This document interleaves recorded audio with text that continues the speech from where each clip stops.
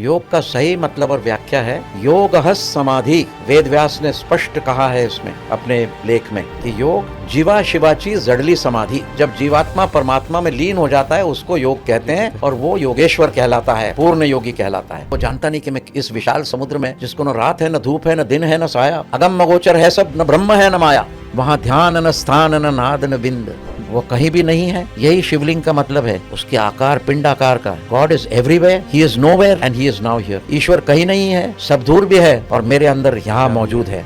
आकाश नहीं वहाँ काल कहाँ, आकार नहीं वहाँ कार कहाँ, सब शून्य अशून्य का हैपन है, ईश्वर भी निरंकार वहाँ। योगासन करो, मेरुदंड को फ्लेक्सिबल रखो, क्योंकि कुंडलिनी शक्ति मेरुदंड से एक्टिवेट होती है। न जाने रूपाते, न जानू तेरा रूप, न मजर सत्संग घड़ला, या तेरा सत्संग हो न हो तुझे नामी रामा, निशिदिने मम प्राण जड़ला। हे प्रभु राम राम, मैं तो जप रहा हूँ सांसों की माला, तेरे प्राण मेरे सांसों में जड़ गए हैं और मैं एकाग्र चित्त हूँ। दुनिया का स्पोर्ट भी हो जाए तब भी मेरा चित्त तेरे चरणों से न हिलेगा और तेरा नाम मेरे प्राणों में हमेशा रहेगा। आप पूछोगे बाबा जी कौन है, तो मैं कहूंगा नमामि शमीशान निर्वाण रूपम, विभुम व्यापकम ब्रह्म वेद स्वरूपम, निजम निर्गुणम निर्विकल्पम निरीहम, चिदाकाशमाकाश वासम भजेहम। यदि एक ही समय स्थान और क्षण में करोड़ों सूर्य का स्फोट हो जावे तब भी न आपके साया का अंदाज लगा पावे। हे नाथ, तुम्हारा क्या होगा उजियारा। 7 लोग हैं, पृथ्वी लोग है भूर, ओम भुवम भुवम स्वहाम महाओम जनओम तपोम सत्यम। जैसे कहावत है ना, those who know it tell it not, those who tell it know it not. जो जानते हैं वो कहते नहीं, जो कहते हैं वो जानते नहीं। जैसे कबीर महाराज ने कहा, क्रिया करते समय कैसा भाव होना चाहिए। चाह मिटी चिंता मिटी और मनवा बेपरवाह, इच्छा नहीं किसी को जिसकी शहनपथ बादशाह।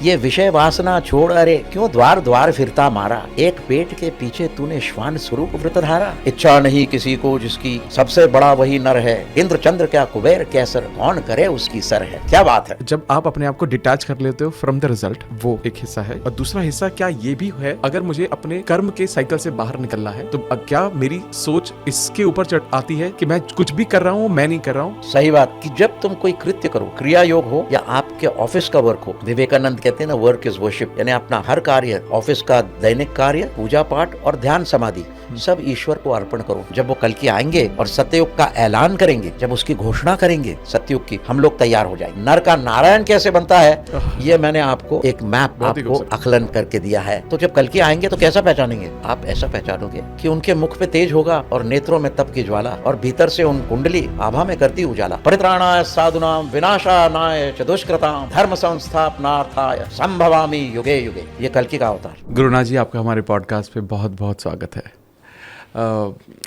पहले तो मैं बहुत ज़्यादा खुश हूँ और एक्साइटेड हूँ कि आप हमारे पॉडकास्ट पर हैं, और दूसरा मैं बहुत ज़्यादा नर्वस भी हूँ क्योंकि मैं कंसिस्टेंटली यही सोच रहा हूँ कि मैं शायद आपके होने का, आपकी प्रेजेंस को जस्टिफाई कर सकूँ, ताकि बहुत सारे लोग जो ये पॉडकास्ट देख रहे हैं उनको बहुत सारी मदद हो सके।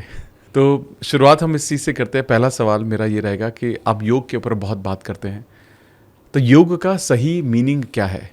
क्योंकि अक्सर जब लोगों से बात करते हैं, लोगों के लिए योग का मतलब बहुत लिमिटेड है और ज़्यादातर योग आसन तक ही योग का मीनिंग रह जाता है। तो आपके अनुसार योग का सही मीनिंग क्या है? योग जो है वो युज शब्द से संबंधित है, यानी जोड़ना। ओके। तो सही मतलब योग का ये है कि हमारे अंदर जो चेतना है, जो आत्मा है, उसका परमात्मा से जोड़ना, यानी जीव का शिव से मिलन होना, ये योग है in the strictest sense of the word, correct word. मगर योग के बारे में लोगों को बहुत सी गलत फहमियाँ हैं। वो समझते हैं कि हम योग आसन करें, अर्धमत्स्येंद्र आसन है, वृश्चिक आसन है, धनुरासन है, पद्मासन है, इसको योग समझते हैं लोग। तो ये योग नहीं है, स्ट्रिक्टली स्पीकिंग ये योग नहीं है। एक और बात है कि लोग समझते हैं कि मैंने सब आसन यदि कर लिए तो मैं बहुत बड़ा योगी हो गया। वो नहीं है, वो घटस्थ योग का भाग आता है, वो फिजिकल फिटनेस पार्ट है, वो योग से संबंधित है, मगर योग नहीं है। इन एसेंस योग नहीं है। दूसरी गलत फहमी ये है कि लोग उपास तपास करते हैं, 6 दिन भूखे रह जाते हैं। उनके वाह क्या बहुत बड़ा योगी है, उसने 1 महीना खाना नहीं खाया, सिर्फ टमाटो जूस और 1 लवंग पे वो जी रहा है, या सिर्फ केले और दही खा रहा है, तो ये योगा है। तो योग से मिक्सअप करते हैं योग आसन को, उपास तपास को, यानी भूखे रहना, वो भी योग नहीं कहलाता। ये से गलत फहमियाँ हो गई हैं। असल योग रह गया है बाजू को और ये जो चीज़ें हैं कि योग आसन करना, एक्रोबैटिक्स करना, जिम्नास्टिक्स योग नहीं है। हालांकि वो योग को सहायता करता है, वो योग के रास्ते में सहायता करता है। It is an aspect, N auxiliary of योग एस्पेक्ट, मगर योग नहीं है। उपास तपास भी मदद करते हैं स्वास्थ्य के लिए, मगर वो भी योग नहीं है। योग का सही मतलब और व्याख्या है योगः समाधि। वेद व्यास ने स्पष्ट कहा है इसमें अपने लेख में कि योग जीवा शिवाची जड़ली समाधि। जब जीवात्मा परमात्मा में लीन हो जाता है उसको योग कहते हैं, और वो योगेश्वर कहलाता है, पूर्ण योगी कहलाता है। और जब तक ये प्रयास चलता रहता है, योग अभ्यास, उसके बारे में भी बोलूँगा थोड़ा, तब तक वो एक साधक कहलाता है जो योगी अभ्यास कर रहा है। मगर पूर्ण योगेश्वर तब कहलाता है जब वो पूर्ण स्थिति कैवल्य को प्राप्त होता है, जब उसका जो इंडिविजुअल कॉन्शियसनेस है, जो जीव है, वो शिव में विकसित होकर विलीन हो जाता है। जीवा और शिव का जब मिलन हो जाता है। तो ये जो ये साधना से लेकर जो ये विलीन का जो ये रास्ता है, इसको तय कैसे किया जा सकता है? तो साधना क्या है? साधना एक अंतर यात्रा है। कोई से भी बाह्य वस्तुओं को आप इनिशियली सहारा ले सकते हैं। जैसे कृष्ण की मूर्ति है, अपने चित्त को एकाग्र करने के लिए जो योग अभ्यास का मुख्य भाग है, उसको कृष्ण की मूर्ति अपन सामने रखते हैं। मगर कृष्ण की मूर्ति जब हम सामने रखते हैं तो वो समाधि नहीं कहलाती, वो समापति कहलाती है। राम के मूर्ति पे ध्यान करना, यीशु क्रिस्त के मूर्ति पे ध्यान करना, ये समाधि नहीं है, ये समापति है। जब आप और मूर्ति एक हो जाते हैं तो इसको संयम कहते हैं। तो संयम ये होता है समापति में। अब समाधि क्या है? समाधि बहुत अलग चीज़ है, और यही शुद्ध योग है। जब आपका हैपन, आपके अंदर जो स्थिरता है, निर्विचार स्थिति, जीव निर्विचार स्थिति में, जीव जब शिव से मिलन खाता है, और शिव को कोई गुण न आकार होता है, और जब आप जीव का मिलन शिव से होता है वो समाधि कहलाता है। जहाँ शिव को चंद्रमा आ गया, त्रिशूल आ गया, गंगा बह रही है, तो वो शिव की मूर्ति है। शिव की मूर्ति पे ध्यान करना ये समापति है। मगर शिव की मूर्ति जब निर्गुण निराकार हो जाती है, जब न चंद्र रहता है, न गंगा बहती है, न त्रिशूल है, सिर्फ शून्य शून्य का हैपन है, हाईएस्ट समाधि, निर्गुण निराकार स्टेट, निर्विकल्प स्थिति जो होती है परमात्मा की, उस पे जब आपका निर्विकल्प जीवात्मा विलीन होता है तो वो समाधि कहलाती है। जहाँ आलंबना हुई, जहाँ आपके चित्त ने किसी मूर्ति या किसी व्यक्ति का आधार लिया, तो वो समाधि नहीं कहलाती। जब जीवात्मा निराधार रहता है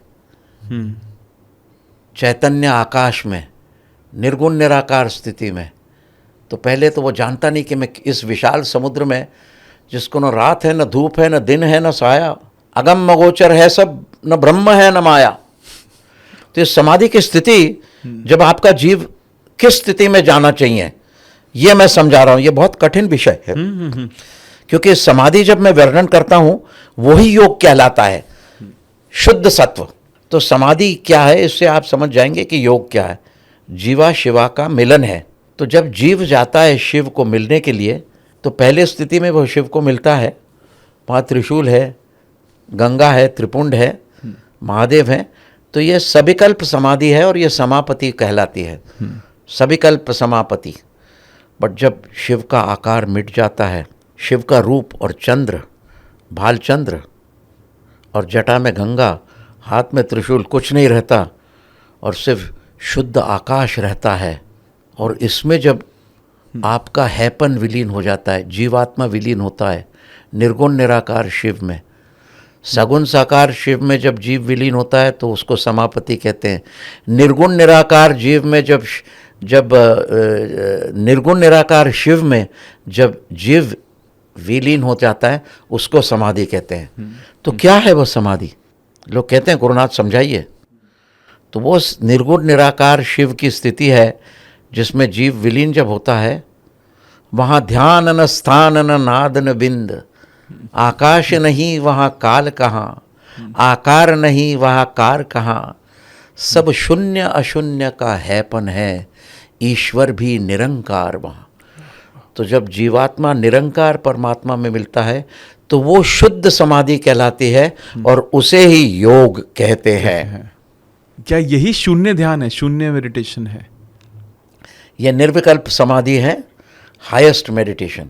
और जब हम बांसुरी वाले कृष्ण हैं, बांके बिहारी हैं, उनसे हम लीन होते हैं और हम अपने आप को भूल जाते हैं और कृष्ण ही कृष्ण रहता है और उसके रूप में हम विलीन हो जाते हैं, तो उसको संयम की स्थिति कहते हैं, जहाँ subject and object become one, एक हो जाता है। तुम जिस वस्तु पे ध्यान करते हो वही वस्तु तुम बन जाते हो। तो इसको कहते हैं प्रज्ञा। हाँ, ये सच्चा नॉलेज है। मगर मटेरियलिज्म में नॉलेज है, ये माया की दृष्टि में इसमें नॉलेज है, क्योंकि इसमें रूप है, रंग है, आकार है। कन्हैया अपने बांसुरी की धुन भी बदलते हैं और अपने कपड़े भी बदलते हैं और रूप रंग भी बदलते हैं। तो ये समापति है जिसको लोग समाधि समझते हैं। ये भी एक ये गीत है। तो डाइट करना या खाना न खाना ये योग नहीं है, उपास तपास करना योग नहीं है, हजारों प्रकार के योगासन करना योग नहीं है, सद्गुरु के या कृष्ण के या राम के मूर्ति में एक लीन हो जाना ये भी योग नहीं है। ये कहलाता है समापति, ये समाधि नहीं है। ये पहला योग है समापति, सगुण साकार योग है। और निर्गुण निराकार योग है जिसे निर्विकल्प समाधि कहते हैं। वहाँ ध्यान न स्थान न नाद न बिंद, आकाश नहीं वहाँ कांड कहाँ, सब शून्य अशून्य का हैपन है। There is no space time continuum, space and time have disappeared and you have become one with the solitary singularity. वो कहीं भी नहीं है, यही शिवलिंग का मतलब है। उसके आकार पिंड आकार का है। God is everywhere, he is nowhere and he is now here. ईश्वर कहीं नहीं है, सब दूर भी है और मेरे अंदर यहाँ मौजूद है। तो ये इतना सूक्ष्म है। तो पहले पहले कृष्ण और राम की मूर्ति, शिव की मूर्ति पे ध्यान करते करते सगुण साकार योग हम प्राप्त करते हैं। उसके बाद उसके सच्चे स्वरूप को जानना हो तो शिव का आकार और कृष्ण की बांसुरी भी एक, मैं अवडंबर नहीं कहूँगा, ऑब्स्टिकल ही कहना चाहिए कि कंप्लीट एक्सपेंशन के लिए कोई आकार या मूर्ति उस अल्टीमेट फाइनलिटी को, अल्टीमेट अनंत स्वभाव और अंतर यात्रा को सीमित करता है। जहाँ आकार सीमित होता है तो योग का स्वरूप, परमात्मा का स्वरूप, समाधि का अंतर स्वरूप, अंतिम स्वरूप निर्गुण निराकार होता है। ये बहुत कठिन विषय है, मैं सरल से सरल तरह से समझा रहा हूँ। और ये निर्गुण निराकार स्थिति कब होती है? जब एक भी विचार चित्त में नहीं होता, जब तक विचार चित्त में होते हैं तो विचारों की जो लहरें हैं वो आत्मा के, चंद्र आत्मा के या सूर्य के प्रतिबिंब को छिन्न भिन्न कर देती हैं। तो पहले ये करना है अपने को, जो योग में कहा है चित्त वृत्ति निरोधः। जब चित्त की वृत्ति, हर विचार अपने चित्त का स्थिर हो जाता है, तभी आत्म स्वरूप निर्गुण निराकार और सगुण साकार स्वरूप पहले दिखता है। तो योगः समाधि जो वेद व्यास ने कहा है ये सही है, और समाधि है निर्गुण निराकार स्थिति। और जो समाधि आप लोग समझ रहे हैं वो सगुण साकार की समाधि जो है वो योग समापति कहलाती है, और बिना आकार की जो समाधि है वो निर्विकल्प समाधि या कहलाती है। सविकल्प समाधि समापति है, निर्विकल्प समाधि समाधि है। समाधि है। तो जब आज के वक्त में जब कोई योग की या ध्यान की शुरुआत कर रहा है तो समापति ही शुरुआत है क्या? समापति ही शुरुआत है, उससे भी सरल शुरुआत है योग साधना की, उसको अष्टांग योग कहा गया है। तो शुरुआत हम करते हैं यम, यानी हमें क्या क्या खाना चाहिए, योग करना चाहिए।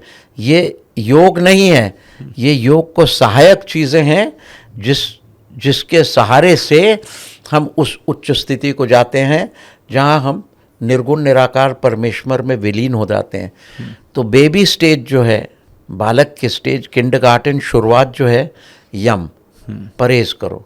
पहले उठ के शौच मुख मार्जन करो, स्नान करो, सूर्योपास करो, अगरबत्ती लगाओ, अपने कृष्ण या राम की पूजा करो, आराध्य देवता, यह शुरुआत होती। यम और नियम। सो नियमित, ये जो मैंने बताया ये सब नियम है। यम है कि क्या क्या परहेज करना है, ज़्यादा खाना नहीं खाना, मदिरापान नहीं करना। तो ये यम नियम से शुरू होता है अष्टांग योग, फर्स्ट स्टेजेस। करेक्ट। सो उसके बाद यम नियम 7 स्टेजेस हैं। यम नियम आसन प्राणायाम, फिर उसके बाद आता है आसन। योगासन करो, मेरुदंड को फ्लेक्सिबल रखो, क्योंकि कुंडलिनी शक्ति मेरुदंड से एक्टिवेट होती है, एक्टिवेट होती है। तो 3rd स्टेजेस यम नियम के बाद, अच्छा डाइट परहेज करने के बाद, संयमित रखने के बाद खुद को, फिर आप आसन योग करो। आसन के बाद जब आपको सूक्ष्म शरीर पे जाना है तो प्राणायाम करो। अब कोई ऐसे प्राणायाम इतने खोल हैं कि वो प्राणायाम धारणा ध्यान और समाधि तक जाते हैं, जैसे क्रिया योग हैं। तो कंसंट्रेशन धारणा भी उसमें होता है प्राणायाम में। तो अष्टांग योग में यम नियम आसन, चौथा है प्राणायाम। जो प्राण अपान का यज्ञ करे, जो प्राण अपान भ्रूमध्य धरे, कुंडलीले सुखमा शून्य चले, मैंपन के मान को ढंक दसे और जोगी का कल्याण करे। ये मैंने कविता बनाई है। तो ये यम नियम सब अष्टांग योग इस कविता में आ जाता है। कि जब तुम प्राणायाम करते हो कुंडलिनी जागृत होती है, और कुंडलिनी जब जागृत होती है वो अहंकार को डंक दसती है, अहंकार नष्ट करती है। वाह, सुंदर। तो ये यम के बाद ये प्राणायाम है। प्राणायाम के बाद हम करते हैं प्रत्याहार। जब हम प्राणायाम अपने मेरुदंड में करते हैं एडवांस्ड योग में, तो ये प्राणायाम से हमारा जो मेरुदंड है वो इलेक्ट्रोमैग्नेटिक फील्ड बन जाता है। बहुत सही, correct sir. It becomes a field. ये जो चुंबकीय इलेक्ट्रोमैग्नेटिक फील्ड है, इससे क्या होता है कि ये कुंडलिनी जागृत होने लगती है और प्रत्याहार करती है। क्या प्रत्याहार करती है कुंडलिनी? हमारे 5 टेलीफोन हैं, सेंस टेलीफोन्स बोलते हैं उसको। इंद्रियों के जो डिस्ट्रैक्शन या कनेक्शन पॉइंट है, एक तो दृष्टि, स्वाद, श्वास, चाखना, सुनना और स्पर्श। तो ये जब मैग्नेटाइज स्पाइन होती है तो ये जब सब ये प्रत्याहार होते हैं, जैसे कछुआ अपने पैर अंदर को ले लेता है अपने शेल में, इसी प्रकार से प्राणायाम प्रत्याहार को चालना देती है। और मैग्नेटाइज्ड जो स्पाइन है आपकी, चुंबकीय स्पाइन, जो मेरुदंड है, जो सुषुम्ना नाड़ी है आपकी स्पाइन में, सॉरी थोड़े एडवांस शब्द में यूज़ कर रहा हूँ मगर मैं उनको एक्सप्लेन भी कर रहा हूँ। जी जी जी। तो ये जब अंदर हो जाता है तब ये प्रत्याहार हो जाता है कि दिस सेंसेस बिकम इंट्रोवर्टेड। अपने जो इंद्रियां हैं वो बहिर्मुखी से अंतर्मुखी हो जाती हैं, वाह वाह। और फिर दुनियादारी का कोई डिस्ट्रैक्शन नहीं रहता।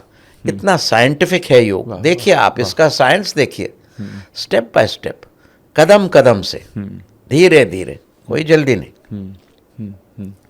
ये प्राणायाम और श्वास करते करते, श्वासाधने साधना, ये साधना है, इससे फेफड़े अच्छे रहते हैं, रक्त शुद्धि होती है, नेत्र में तेज आता है और ऊर्जा बढ़ती है, तो दीर्घ आयुष्य होता है। आयुर्वेद, आयुर्वेद से योग से जुड़ा हुआ है। फिर प्रत्याहार होने के बाद चित्त एकाग्र हो जाता है, भ्रूमध्य। मगर एकाग्र होने जाता है तो उसका अभ्यास होता है, उसको कहते हैं जो छठी स्थिति है, ओके, उसको कहते हैं धारणा।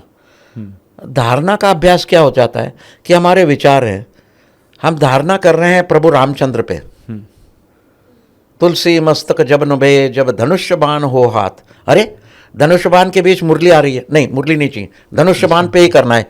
एक चित्त, एक साधे सो सब सधे, सब साधे सब जाए। सही सही सही। ये भी कहा है ना जी, गोस्वामी जी ने, तुलसीदास जी ने, एक साधे तुलसी मस्तक जब नभे जब धनुष्य, क्या कहूँ छवि आपकी। जो उन्हें वो कृष्ण मंदिर पे गए तो धारणा में थे प्रभु रामचंद्र के, तो उनकी धारणा डिस्टर्ब हो गई। कृष्णा राम जी के ही अवतार ये मालूम होते हुए भी उनने कहा कि क्या कहूँ छवि आपकी बहुत विराजत नाथ, तुलसी मस्तक जब नभे जब धनुष्य बाण हो हाथ। वाह वाह, क्या बात है। ये नहीं कि मैं कृष्ण की अवहेलना कर रहा हूँ, ये है कि मैं धारणा, मेरा चित्त एकाग्र हो रहा है प्रभु रामचंद्र धनुर्धारी राम से। तो ठाकुर जी, मैं जब इस मूर्ति को देख रहा हूं तो मैं धारणा कर रहा हूं, तो जब मेरा चित्त विचलित होगा, जैसे हम ध्यान कर रहे हैं रामचंद्र जी के धनुष्यबाण पे, हम सोचते हैं अरे इलेक्ट्रिसिटी वाला आया है घर पे, इलेक्ट्रिसिटी का बिल नहीं पे किया, अरे खाना बना के रखा है वो गर्म है और फ्रिज में नहीं रखा, खाना खराब हो जाएगा। ये सब विचार आते हैं, तो उनको हटा के बार बार प्रभु रामचंद्र के मूर्ति पे लाना, ये करेक्शन करते रहना, इसको बोलते हैं प्रैक्टिस, धारणा का अभ्यास। अभ्यास, बहुत सुंदर, बहुत सुंदर। और जब धारणा का अभ्यास हो जाता है, धारणा का अभ्यास, तब आपका चित्त लगातार प्रभु रामचंद्र के मूर्ति पे लगा रहता है। फिर फटाके बजे बाहर या कोई टेलीफोन आए या कुछ भी आए, मेरा चित्त विचलित न होना, वो ध्यान होता है। और उसमें एक बड़ा अच्छा श्लोक है मराठी में कि जब ध्यान हो जाता है, समर्थ रामदास ने कहा है कि मैं तो पूर्ण तुझ पे ध्यान कर रहा हूं प्रभु। समर्थ रामदास जी हनुमान जी का अवतार माने गए थे। ओके। तो उसमें यह कहा गया है, न जाने मी पूजा न कळत कशे ध्यान धरणे, न जाने पाया ते न कळत कशी प्रीत धरणे। तो ये मराठी में मैं कह रहा हूँ, हिंदी जैसा ही है। न जाने रूपाते, अरे प्रभु मैं ध्यान भी नहीं जानता, मैं तेरा रूप और आकार नहीं जान, मैं तो भोला भाला आदमी हूँ, मगर मेरा चित्त लगा हुआ है तेरे चरणों में, और मैं हमेशा प्राणायाम, तेरे प्राण मेरे में हैं और मैं ध्यान लगा रहा हूँ तेरे में। सो कहते हैं न जाने रूपाते, न जानू तेरा रूप, न मज जरे सत्संग घडला। या तेरा सत्संग हो न हो, तुझे नामी रामा निशिदिने मम प्राण जड़ला। हे प्रभु राम राम, मैं तो जप रहा हूँ सांसों की माला, तेरे प्राण मेरे सांसों में जड़ गए हैं और मैं एकाग्र चित्त हूँ, दुनिया का स्पोर्ट भी हो जाए तब भी मेरा चित्त तेरे चरणों से न हिलेगा और तेरा नाम मेरे प्राणों में हमेशा रहेगा। इसको कहते हैं प्राणायाम से शिफ्ट हुए धारणा, प्रत्यार, प्रत्यार से धारणा, और धारणा से ये अल्टीमेट स्थिति निशिदिने मम प्राण जड़ला, ये टोटली ध्यान समाधि में चले गए। तो ये these are consecutive stages of development of the human mind, purification of the human mind। चित्त जैसे शुद्ध होते जाता है अभ्यास से, सतत अभ्यास से चित्त शुद्ध होते जाता है, तुम स्वयं राममय बनते जाते हो। This is the secret of yoga. यह रहस्य है योग का। और कोई किसी चीज से योग में कर्म योग, भक्ति योग, ज्ञान योग, राजयोग, ये कोई किसी को कॉन्ट्रडिक्ट नहीं करते। ये एक में से परस्पर विरोधी नहीं है, ये कॉम्प्लीमेंट करते हैं। ये एक लय में एक के बाद एक है और स्टेप बाय स्टेप चले जाओ। सब एक मिलनसार हैं, सब एक में कुपूरक हैं, सब एक में कुपूरक है। तो ये ना सोचना कि ये धर्म या ये पद्धति, ये भक्ति योगी है, मैं राजयोगी हूँ, मैं अलग हूँ, नहीं। सब योगों का इसमें समावेश है। ये योग की पद्धतियाँ जो हैं, जो पूर्ण योग तक ले जाती हैं, जिसको कहते हैं कैवल्य, निर्गुण निराकार, निर्विकल्प समाधि तक ले जाते हैं, ये सब सहायता करते हैं। So these are helping stepping stones to yoga. Correct. चलते चलते तो योग, ये योग की साधना, फिर धारणा से ध्यान होता है। तो ध्यान तो एक चित्त होता है, मगर मैं राम की मूर्ति में एक चित्त हुआ, मेरा विचार नहीं जाता, ये धारणा। मगर जब राम और मैं खुद को भूल जाता हूँ, राम ही राम दिखता है, एक हो जाता हूँ, राम ही राम दिखता है, तो वो है सदैव ध्यान में स्रोत आते रहता है, राम का ही मूर्ति। और जब राम और मैं एक हो जाता हूँ, तो ये है सविकल्प समाधि। इसको संयम बोलते हैं, जहाँ जीवा और शिवा यानी आत्मा और राम एक हो जाते हैं। तो इसको द फर्स्ट स्टेज ऑफ समाधि समापति बोलते हैं।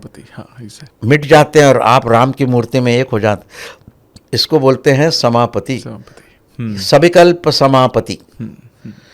उसके बाद जब राम की मूर्ति पिघलने लगती है और तुम्हारा विचार और तुम्हारे अंदर के जो इलेक्ट्रॉन, प्रोटॉन और न्यूट्रॉन नष्ट हो जाते हैं और सिर्फ इलेक्ट्रॉन रहता है, और इलेक्ट्रॉन ट्रांसफॉर्म होता है लाइट में, तुम्हारा माइंड लाइट हो जाता है, तब तुम और राम की मूर्ति एक हो जाते हो।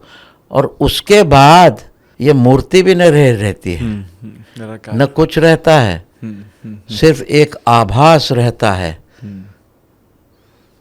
यानी जिसको हम कहते हैं निर्गुण निराकार स्थिति, सज्जदानंद, जो चिदानंद रूप शिवोम शिवम, मगर निर्गुण निराकार स्वरूप, वो फाइनल स्टेट होता है योग। योग समाधि, निर्विकल्प समाधि या सहज समाधि या कैवल्य, और जिसको हम कहते हैं निर्वाण निरंजन मोक्ष, अल्टीमेट स्टेज। ये हो गया योग की व्याख्या। वाह, अद्भुत अद्भुत। आई थिंक योग की इतनी अच्छी व्याख्या मैंने पहले कभी नहीं सुनी, और बहुत ही डिटेल में आपने बताया। और क्योंकि कहीं ना कहीं मैं भी योग से कनेक्टेड हूँ थोड़ा बहुत, तो मैं हर बात से आपकी रिलेट कर पा रहा था कि मुझे ऐसा महसूस हुआ कि थोड़ा थोड़ा मैं जानता हूँ। आज मैं बहुत जानने की के रास्ते पर हूँ। एक और मेरा सवाल है कि जब मैं आपके बारे में जान रहा था, तो मुझे एक और बात पता चली कि आपके गुरु महाअवतार बाबा जी, उनके साथ आपके क्या कनेक्शन है? क्योंकि कोइंसिडेंटली कुछ दिन पहले ही मैंने उनके बारे में और पढ़ा, और सबसे पहले मैंने उनके बारे में ऑटोबायोग्राफी ऑफ योगी में पढ़ा था। करेक्ट। और मतलब आप ये समझिए कि 3 या 4 दिन पहले मैं अपने सेशंस करता हूँ, उसमें मैं महाअवतार बाबा जी के बारे में बात कर रहा था। 3 या 4 दिन पहले, एंड पहली बार बात कर रहा था, और आज साक्षात आप सामने हैं मेरे। तो ये भी मुझे लगता है शायद मैंने मैनिफेस्ट किया है। तो मैं आपका उनके साथ वो कनेक्शन, वो समझना चाहता हूँ कि आपका और उनका कैसा कनेक्शन है। तो ऐसा है कि हम लोग जो हैं, जो सेवा करते आ रहे हैं जनता जनार्दन की, सब मानव की, योग के द्वारा, हम ये नहीं कहते कि हम फलाना हैं, हम ढिमका हैं, हम महाअवतार बाबा जी के शिष्य हैं, हम महाअवतार बाबा जी के मैनिफेस्टेशन हैं। हम शून्य से शुरू करते हैं, हम कुछ भी नहीं हैं, और जितना हम कुछ भी नहीं स्थिति में जाते हैं उतना महाअवतार बाबा जी की कृपा और उनका प्रेम हमारे द्वारा गंगा जैसे बहता है। हम तो कहते हैं गंगा एक और गौमुख अनेक, हम गौमुख हैं। वाह वाह वाह वाह वाह। और शिव गोरक्ष बाबा जी ये गंगा है, साक्षात शिव है, ऐसा हम कहते हैं। जब चाहे वो बह सकते हैं इस गौमुख से, जब चाहे हमें छोड़ सकते हैं। हमें कोई ऐसी हेकड़ी नहीं है कि पदवी नहीं है, कि पोजीशन नहीं है कि हम माने कि हम कुछ हैं। हम जो है सो हैं।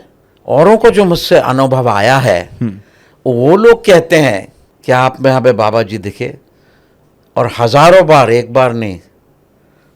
तो मेरा उत्तर यह है उनको, हमें अपने हालात की नहीं कोई खबर, औरों से सुना है कि हम दुनिया से बेखबर। हम तो कुछ क्लेम न करेंगे, न हम पोजीशन मांगेंगे। जनता जनार्दन की आंखों में हमें समाधान है। जो वो हमें समझ ले सो समझ ले, जिसकी समझ जहाँ तलक है उसके लिए वही हूँ मैं। और मेरे लिए भी ये बात है कि मेरी समझ जहाँ तलक है मेरे लिए वही है वो, यानी बाबा जी वही है जहाँ तक मेरी समझ है। क्योंकि बाबा जी का स्वरूप और उनको जाना वो अनंत हैं। और मैं ये समझता हूँ कि उनके साथ बड़ा अन्याय किया गया है। उनको उनके साथ भी नहीं कह सकते, क्योंकि जेंडर भी नहीं लगा सकते। इसलिए मैं इंग्लिश में कहता हूँ, गॉड को कहते हैं ही, दुर्गा माता को कहते हैं शी। तो मैंने एक शब्द कॉइन किया है, ये विदेशी लोगों के लिए, जब हम सिखाते हैं, God essence, neither God nor goddess, God essence. God essence. So Baba ji is a God essence. वाह। अर्धनारीश्वर का भी स्वरूप दिखाया है उन्होंने। मगर मैं शुरू करने के पहले मुझे जो अनुभव आए हैं वो आप लोगों से ही दर्शाए जाएंगे, आप ही को अनुभव आएंगे जो मुझे आए हैं। तो मुझे कुछ कहने का सवाल ही नहीं है। पर एक बात मैं ज़रूर कहना चाहता हूँ कि एक बहुत बड़ी मिसअंडरस्टैंडिंग हुई है शिव गोरक्ष बाबा जी के बारे में, और वो ये है कि एक थियोसोफिस्ट कोई तो भी थे, नीलकंठेश्वर, और एक स्वामी जी थे। उन्होंने तामिल सिद्ध पे ये लिखा है और बाबा जी को बताया कि उनका जन्म परंगपट्टाई में हुआ है। वहाँ हम गए तो वहाँ हिस्टोरिकली कोई सबूत या एविडेंस नहीं है। तो मुझे बहुत दुख के साथ कहना पड़ता है कि ये एक अफवाह है, इसको कोई एविडेंस नहीं है। Unless we have the evidence we can not. और शिव गोरक्ष बाबा जी जिसे मैं जानता हूँ, बाबा जी के रूप में सर्वप्रथम परमहंस योगानंद जी के ऑटोबायोग्राफी में दिए गए थे, और फिर इन लोगों ने ये नाम इससे लिया है और उनको साउथ इंडिया में शिफ्ट किया है। तो ये सही बात नहीं है। शिव गोरक्ष बाबा जी ये पहले हुए थे प्रकट परमहंस योगानंद को गोरखनाथ के टेम्पल में गोरखपुर में। परमहंस योगानंद जी के पिता भगवती चरण घोष और उनकी माता बहुत धार्मिक थी, और वो गुरु गोरखनाथ के बहुत बड़े शिष्य थे। तो गोरख मंदिर में वो हमेशा जाते थे, और उन्होंने शिव गोरक्षनाथ को एक पुत्र मांगा। फिर परमहंस योगानंद पैदा हुए। वो तीसरे थे शायद, क्योंकि एक बड़े दादा थे, एक मजेदा थे। मजेदार को तो इतनी भक्ति थी उनका नाम गोरा रखा उसने गोरखनाथ के संबंध में। तो ये क्लियर कट एविडेंस भी देखा जाता है। बचपन में जब योगानंद जी छोटे थे 6-7 साल के, तो टहलते टहलते चले गए। घर में एक मेहमानों को बुलाया था और कोई त्यौहार था, तो उनकी मदर बिज़ी हो गई, पिता भी काम में लग गए और उनका ध्यान न रहा, और छोटे से परमहंस योगानंद जी टहलते टहलते चले गए। सो उन्होंने फिर ढूंढा, ऊपर नीचे यहाँ वहाँ नौकरों से पूछा, सबसे पूछा, कहीं नहीं मिले। फिर ढूंढते ढूंढते ढूंढते गोरखनाथ के मंदिर में गए। ये रहस्य मैं बता रहा हूँ, ये ऑटोबायोग्राफी ऑफ योगी में भी ये इंसिडेंट नहीं है, ये उनकी किताब मजेदा में है, जो पुस्तक है। तो जब वो गए, वहाँ कोने में ध्यान लगाए हुए गोरखनाथ के सामने परमहंस योगानंद जी ध्यानस्थ बैठे हुए थे। यह रहस्य छिपाया गया है, किस लिए मुझे नहीं, और इसलिए मैं ये इसको कह रहा हूँ कि ये जो साउथ इंडिया की जो कहानी है बाबा जी नागराज की, this is not founded on any historical evidence. जो योगी था, एक थियोसफिस्ट था नीलकंठेश, उनके साथ एक योगी भी था जो गुरु थे, अभी जो ऑथर हैं जो कुछ भी नाम है, तो ये मिसलीड कर गया है। हालांकि उससे कोई फ़र्क नहीं पड़ता बाबा जी कहाँ भी हैं। मेरा एक कहना है कि बाबा जी हमेशा प्रकट होते हैं, हमेशा हैं। तो परमहंस योगानंद जी वहाँ मिले, उनको फिर लाया गया, ध्यानस्थ अवस्था में थे गोरखनाथ के, क्योंकि गोरखनाथ का ही बच्चा है, और फिर उन्हें लाया गया। तो ये पहला ये सबूत है, और हिस्टोरिकल इसकी रेफरेंस भी है कि गोरखनाथ के टेम्पल में वो ध्यानस्थ पाए गए थे। तो शिव गोरक्ष ही बाबा जी हैं। This is got a evidential fact. Baba ji Nagraj वाला जो फैक्ट है उसको एविडेंशियल फैक्ट नहीं है, वो दूसरे बाबा जी होंगे कोई तो भी, मगर ये नहीं है और योगी कथामृत के। ये बाबा जी जो हैं ये अजा पुरुष हैं। तो अजा पुरुष वो हैं जिनकी मृत्यु नहीं हो सकती, और जो मृत्यु जिनकी नहीं होती उनका जन्म नहीं हो सकता, वो अजर अमर है। और पैदाइश किसी पेट से नहीं हुई है, अनुपादुका, स्वयं सिद्ध, स्वयं का जन्म, स्वयं से प्रकटीकरण हुआ है। तो बाबा जी के बारे में ये बातें हैं कि वो 6 साल के हैं या 700-120 साल के हैं, 7 साल के हैं, ये सब उनको बड़े लिमिटेड दृष्टिकोण से आँखना है। उनको बड़ा छोटा स्वरूप दे दिया है। बाबा जी अजर अमर हैं, अनंत हैं, और साक्षात शिव हैं। मगर हिस्टोरिकली ये देखा गया है कि पहले परमहंस योगानंद जी की किताब में वो प्रकट हुए, दृष्टांत दिया परमहंस जी को गोरखपुर के टेम्पल में। जब वो 6 साल के थे तब उनको उनका आशीर्वाद मिला है, और उसके पहले भगवती चरण घोष को उनका आशीर्वाद मिला है, जिनसे योगानंद जी की माँ ने ये प्रसाद गोरक्षनाथ का लिया है, जिनका नाम है योगानंद। तो वो स्टोरी को हम नहीं मानते। उनका जन्म भी फॉल्स डे ऑफ जन्म दिया है, तो उसके बहुत ही सब ये किया है टू पुल द पॉलिटिक्स है ये। खैर अपने को उसमें पर पढ़ना नहीं है। They are pulling it from the north to the south. सब नॉर्थ में है। वो कैलाश भी पर्वत भी कर दिया है साउथ में। कहाँ पे रमन महर्षि महाराज जहाँ है वहाँ एक south Kailash of the south, ऐसा कुछ कैलाश ऑफ द साउथ वगैरह नहीं है, ना उसकी कोई हिस्ट्री है। ये रिसेंटली किया गया है, बट अच्छा है किसी को उससे सहारा मिलता हो, ये मिलता हो। कोई साउथ हिमालय नहीं जा सकते, कैलाश तो कैलाश ही रहेगा, तो वो जाने से कैलाश का इफेक्ट नहीं मिल सकता। स्पष्टीकरण है, दोनों अच्छे हैं, करते रहो, खेलो। जैसे शिव गोरक्ष बाबा जी कहते हैं, हंसी बा खेली बा करी बा ध्यानम। हंसो, खेलो और ध्यान करो, मगर करो और नित्य करो। तो अब शिव गोरक्ष बाबा जी ये अनंत काल से चले आ रहे हैं, और मेरा जो अनुभव है, मैं ये नहीं कहता कि मुझे मानो या ना मानो, आपने मुझे पूछा है इसलिए सच्चे दिल से मुझे कहना है कि ये तो इस्टेब्लिश कर दिया हमने फैक्ट कि ये गोरखपुर के और टिला के थे। टिला पाकिस्तान में चला गया, और उनकी वेशभूषा थी हिंदुस्तानी आदमी का, छोटा लुंगी ये पहन के, और वो वही ड्रेस उनका ऊपर जाके वही फेटा साफा बन जाता है, साफे का ड्रेस है, वो भी उसका वर्णन किया गया है कि यहाँ के नॉर्थ के ड्रेस में वो है।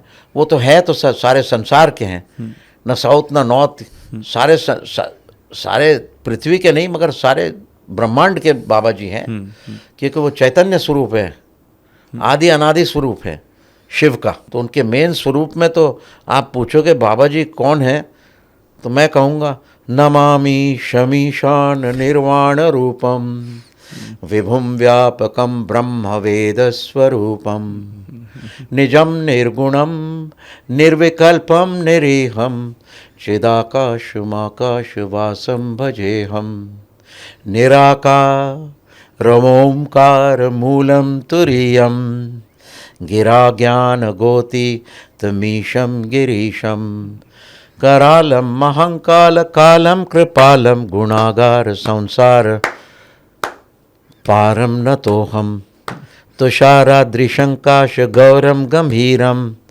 मनोभूत कोटि प्रभा श्री शरीरम स्फुरन मौल कल्लोलिनी चारु गंगा लसद्भाल भालिंदु कंठे भुजंगा चलत कुंडलम भ्रू त्रिनेत्रम विशालम प्रसन्नाननम नीलकंठम दयालम मृगाधीश चर्भांबरम मुंडमालम प्रियम शंकरम सर्वनाथम भजामि।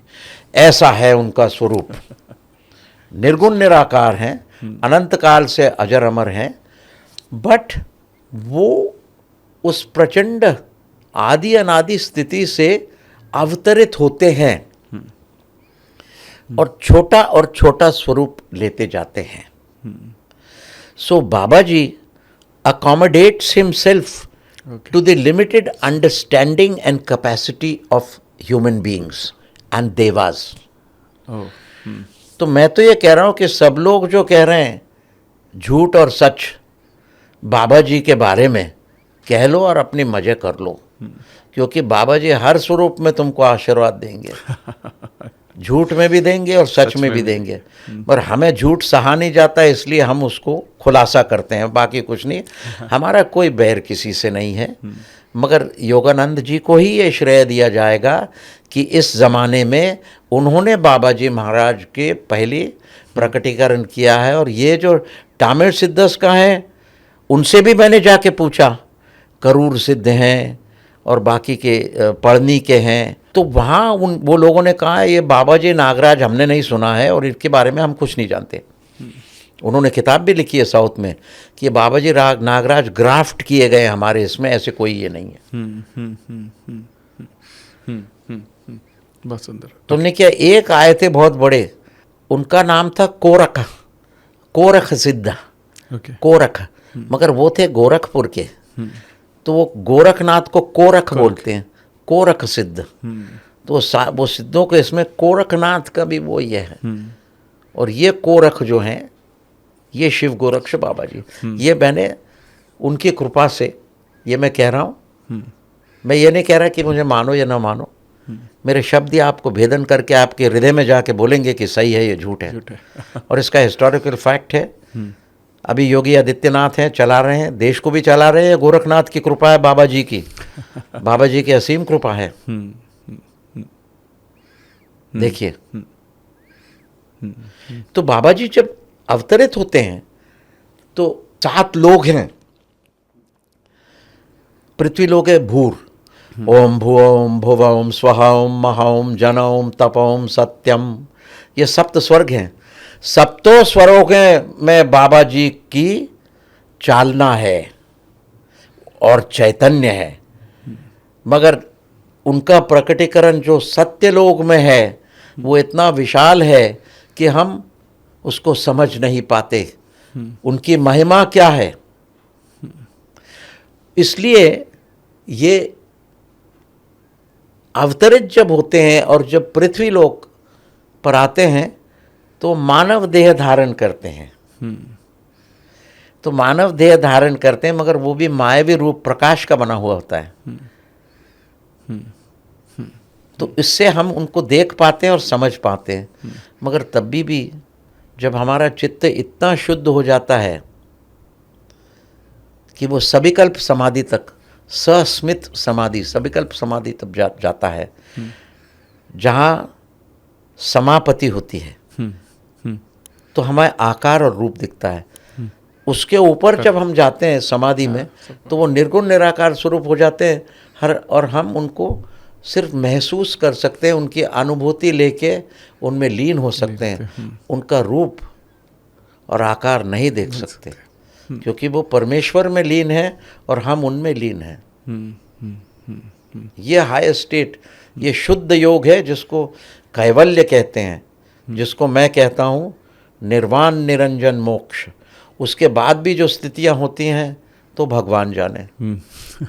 जैसे एक कहावत है ना, those who know it tell it not, those who tell it know it not. जो जानते हैं वो कहते नहीं, जो कहते हैं वो जानते नहीं। तो वो विषय, उसके बाद का विषय वो अनुभूति का विषय है, चर्चा का विषय नहीं है। बहुत सही, बहुत सही, बहुत सही, बहुत सही। एक बार मैंने पूछा था एक ने, जब मैं अमेरिका गया था, कि what is, how can you depict Baba ji is power, क्या पावर होगी उनकी? तो मैंने कहा उनसे, plays with causation space and time. काल और देश से बाबा जी ऐसे खिलवाड़ करते हैं, like a child plays with soap bubbles. जैसे बच्चा साबुन के बुड़बुड़ों से खेलता है, वैसे बाबा जी हमारे सृष्टियों से खेल रहे हैं। ये तो उनकी इनोसेंस है। And if he were to smile in his innocence, he would shatter the world. ये उनकी पावर का अंदाज, कि यदि वो अपनी मासूमियत से हंसते हैं, इतनी प्योरिटी है कि पृथ्वी चटक जाएगी। ये तो ताकत है इनकी। तो अच्छा गुरुनाथ, बाबा जी का ये बताओ हमें। वो तो कह रहे हैं बाबा जी 120 साल के हैं, कोई कह रहे हैं 7 साल के, कोई कह रहे हैं बाबा जी नागराज है और करूर सिद्ध ने और ये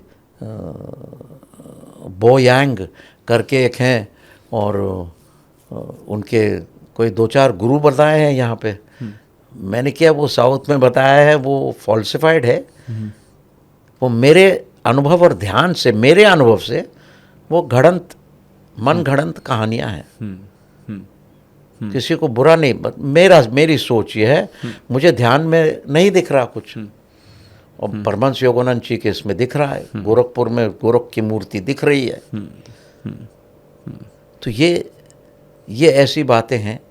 उनने बोला कि तुम हमेशा कहते हो बाबा जी को, कोई शिष्य ने विदेश में और यहाँ भी पूछ रहे हैं कि तुम कहते हो जगत उजियारा, अलख निरंजन जय गुरुनाथ, अलख निरंजन श्री गुरुनाथ, तुम योगी जन जीवन प्रभात, कृपा निधान दे दो वरदान, हर प्राण तुम्हारा अनुसंधान। ये कविता आपने की है शिव गोरक्ष बाबा जी पे, तो क्या अंदाज है आपका, क्या तेज या क्या प्रकाश हो जाएगा? तो मैंने क्या, प्रकाश तो मैं नहीं बता सकता, मगर एक बात मैं बताऊंगा। बाबा जी के प्रकाश में आपके बारे में आप पूछ रहे हैं, पहला वाला तो इनोसेंस के बारे में बताया, अभी प्रकाश के बारे में। यदि एक ही समय, स्थान और क्षण में करोड़ों सूर्य का स्फोट हो जावे, तब भी न आपके साया का अंदाज लगा पावे। हे नाथ, तुम्हारा क्या होगा उजियारा? सुंदर। तो मैंने कहा कि ये है उनका उजियारा। यदि करोड़ों सूर्य के समान उनकी साया है, तो उनका उजियारा क्या करना? बातें बंद करो और उनके चरणों में ध्यान लीन हो जाओ। Who art thou? I know thee not, and yet I am of thee. I cannot comprehend thee, Lord, thou emperor of divinity. So I sit and melt in silence of thy love, O infinite. Make me thy truth, make me thy love, eternal Lord of light. ये है बाबा जी के बारे में। जो कुछ भी है, बहुत कुछ कहना है, मगर कह नहीं पाता, क्योंकि उसके लिए शब्द नहीं है। हमारी वोकैबुलरी और भाषा, तो भाषा के इसमें दो पैसे डाल दिए हैं। उस 2 पैसे से कैसी भाषा, जो अनंत काल से इतने वैभवशाली हैं, क्या बताएं उनके बारे में। और जब हम जाते हैं तो दर्शन होते हैं, उन्हीं के कृपा से हम बात कर रहे हैं, उन्हीं के कृपा से ये संदेशा दिया है कि बाबा जी के बारे में जो रहस्य हैं, और जब हम उनका ध्यान करते हैं, सब प्रयास और ध्यान धारणा छोड़ दो और बालक भाव से बैठो, बालक भाव से बैठ जाओ। जब बालक भाव से, निर्मल भाव से बैठोगे, तब उनकी प्रचिति आएगी। अगर उनकी इच्छा हो तो, तुम्हारी इच्छा हो तो अहंकार माना जाएगा, इच्छा भी ना करो, बस यूं ही बैठे रहो प्यार प्यार से। खूबसूरत, वाह। बहुत ही खूबसूरत, बहुत ही खूबसूरत। यहाँ पर मेरा एक छोटा सा सवाल सर, गुरान जी, जब आप अपना ही कनेक्शन देखते हैं और जब हम थोड़ा भी बाबा जी के बारे में जानने की कोशिश करते हैं, तो क्रिया योग सामने आता है और आप भी क्रिया योग पर बहुत बात करते हैं। तो मैं ये समझना चाहता हूँ आपसे, क्योंकि आप जिस तरह से आप समझा रहे, तो मुझे लग रहा है कि लोगों को इतनी आसान लैंग्वेज में ये भी समझने में आना ज़रूरी है कि क्रिया योग होता क्या है, एक्चुअल क्रिया योग है। क्योंकि आज के दौर में बहुत सारे लोग बात कर रहे हैं इसके बारे में, लेकिन मुझे लगता है कि सबका डेफिनेशन अपना अपना अपना है। तो क्रिया योग एक्चुअली में क्या है? क्रिया योग योग है। क्रिया माने करना, कर्म भी करना है। मगर जब कर्म आप करते हैं तो उसका रिएक्शन होता है। कर्म एक श्रृंखला पैदा करता है, सही, एक्शन एंड रिएक्शन की। क्रिया योग ऐसा कर्म है जिसे अकर्म कहते हैं। वो रिएक्शन नहीं पैदा करता, वो मोक्ष की तरफ ले जाता है। कर्म मिट्टी में लिखना है। मिट्टी में लिखते हो तो क्या होता है? संस्कार हो जाते हैं, इम्प्रेशन। हाँ। क्रिया योग पानी में लिखने जैसा है। कोई इम्प्रेशन या कर्म नहीं होते, सिर्फ परमात्मा की गुहार लगती रहती है, क्योंकि उसमें इच्छा नहीं होती क्रिया में। वाह, ओके। कर्म में इच्छा होती है तो देखो, डेली कर्म आप वासना से और इच्छा से करोगे तो आपको वो कर्म भुगतने पड़ेंगे, क्योंकि वासना is the action and reaction of the world, Newton's third law of motion. क्रिया आप करोगे अकर्म करके, बिना किसी इच्छा के, तो उसमें कोई संस्कार नहीं होंगे, पानी में लिखने के समान है। और आप कोई नए कर्म निर्माण नहीं करोगे, क्योंकि आपकी क्रिया में वासना नहीं है।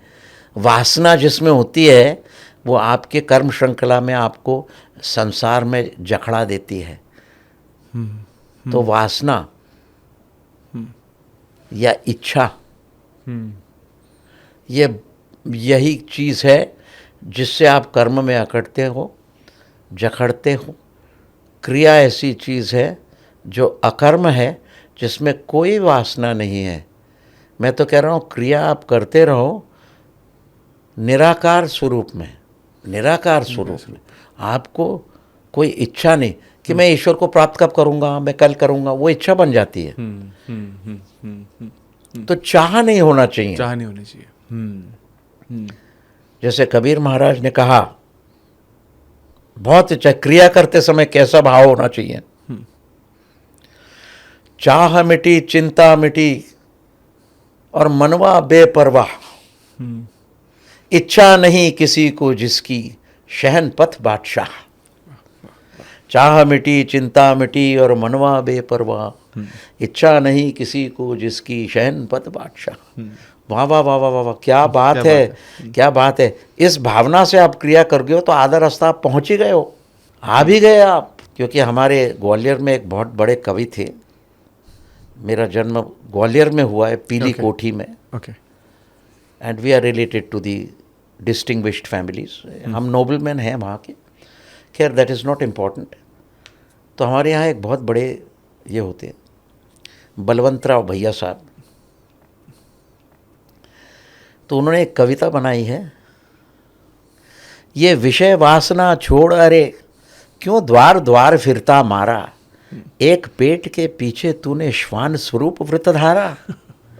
इच्छा नहीं किसी को जिसकी, सबसे बड़ा वही नर है। इंद्र चंद्र क्या कुबेर कैसर, कौन करे उसकी सर है। क्या बात है, वाह वाह। क्या बात। खूबसूरत खूबसूरत। यानी आप इच्छा हर चीज की छोड़ दो, आ जाए चीज तो आ जाए, आप इच्छा मत, don't hanker after it, addiction मत लो, तो आधी रेस तो तुम जीत ही गए हो। इंद्रलोक तो पहुंच ही गए ना। मगर ये आसान नहीं है, क्योंकि हमारे चित्त के वृत्ति में संस्कार होते हैं, वासना होती हैं, और ये पिछले जन्म से इच्छा बनाई हुई जब आती है तो इच्छा संभले ना संभलती है, नहीं रोक सकते। सिगरेट के संस्कार पीने वाला है तो सिगरेट पिएगा ही वो, दारू का टाइम होता है संस्कार वाला तो वो पिएगा ही। उसके लिए गुरु की सहायता चाहिए, उसको मदद चाहिए सदगुरु की, तो वो निकल सकता है 100%। तो इसलिए हम योग करते हैं कि वासना और इच्छाओं को छोड़ के हमको सच्चा शहनपथ बादशाह बनना है। हमें कांच के टुकड़े जो हीरे आप कहते हो ये नहीं चाहिए, हमें असल हीरा चाहिए।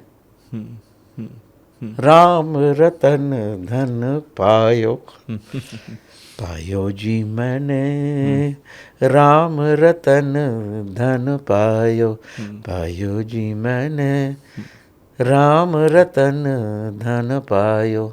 आगे की मुर्की नहीं दूंगा मैं, क्योंकि मेरा आवाज इतना अच्छा नहीं है। ये भी बहुत खूबसूरत है। मैं ऑफ ट्यून चला जाऊंगा, तो मैंने कहा इतना ही ठीक है, रतन धन। तो बड़ा आनंद है ईश्वर के सत्संग में, उसके भक्ति में, उसके रसरंग में। ये तो मैं तो योगी हूँ, मगर आज मैं रसरंग के मूड में आ गया हूँ, भक्ति के रस में हो, तो भक्ति रस में भी बड़ा आनंद है। आनंद आनंद। मैं छोटा सा एक सवाल मेरे मन में आया यहाँ पर। जब आप कर्म योग और क्रिया योग के बारे में आप बात कर रहे हैं, क्या क्रिया योग पहला, जैसा आपने भी बताया कि जब आप अपने आप को डिटैच कर लेते हो फ्रॉम द रिजल्ट, वो एक हिस्सा है, और दूसरा हिस्सा क्या ये भी है कि मैं जो कुछ भी क्योंकि अगर मुझे अपने कर्म के साइकिल से बाहर निकलना है तो क्या मेरी सोच इसके ऊपर आती है कि मैं कुछ भी कर रहा हूँ मैं नहीं कर रहा हूँ। सही बात, ये भी बताया गया है, ये बहुत अच्छा है। कोई लोग कह रहे हैं हम बिल्कुल अपने इच्छा को ये नहीं कर सकते क्योंकि हमारी वासना है, मैं जन्म जन्म का पापी हूँ प्रभु। कोई लोग नम्र लोग ऐसे होते हैं, तो मुझे तो भैया शाम को पीने की आदत है। दूसरा कहता है मुझे सिगरेट नहीं छूटती। तो श्री कृष्ण ने इसको बड़ा अच्छा उपाय दिया है इसमें। उन्होंने कहा है कि जब तुम कोई कृत्य करो, क्रिया योग हो या आपके ऑफिस का वर्क हो, विवेकानंद कहते हैं ना, वर्क इज वर्शिप, यानी अपना हर कार्य, ऑफिस का दैनिक कार्य, पूजा पाठ और ध्यान समाधि सब ईश्वर को अर्पण करो। आप ये कहो श्री कृष्ण अर्पणमस्तु। मैं कोई ये उदाहरण करके दे रहा हूँ, मैं हिंदुइज्म या क्रिश्चियनिटी या इस्लाम पे बात नहीं कर रहा। जी। मैं कोई धर्म का आदमी नहीं हूँ, मैं मानव सेवक हूँ जी। मैं न हिंदू हूँ न मुसलमान हूँ, मैं जो हूँ सो हूँ। मानव जैसा धर्म नहीं, मैं कौन हूँ बताता हूँ। और मैं लोगों को, बच्चों को यही स्कूल में सिखाता हूँ, मानव जैसा धर्म नहीं, देह मंदिर जैसी शान, प्राण समान पूजा नहीं, आत्मा समान भगवान। या कह लो आत्मा भी नहीं करना तो आप ये कह सकते हो, मानव जैसा धर्म नहीं, देह मंदिर जैसी शान, प्राण समान पूजा नहीं, स्वयं समान भगवान। वो स्वयं यानी परमात्मा स्वयं, अहंकार नहीं। तो ये सीख है, और यही सीख हमें मिली है बचपन से। Humanity is our uniting religion, breath our uniting prayer, and consciousness our uniting god. ये है। सो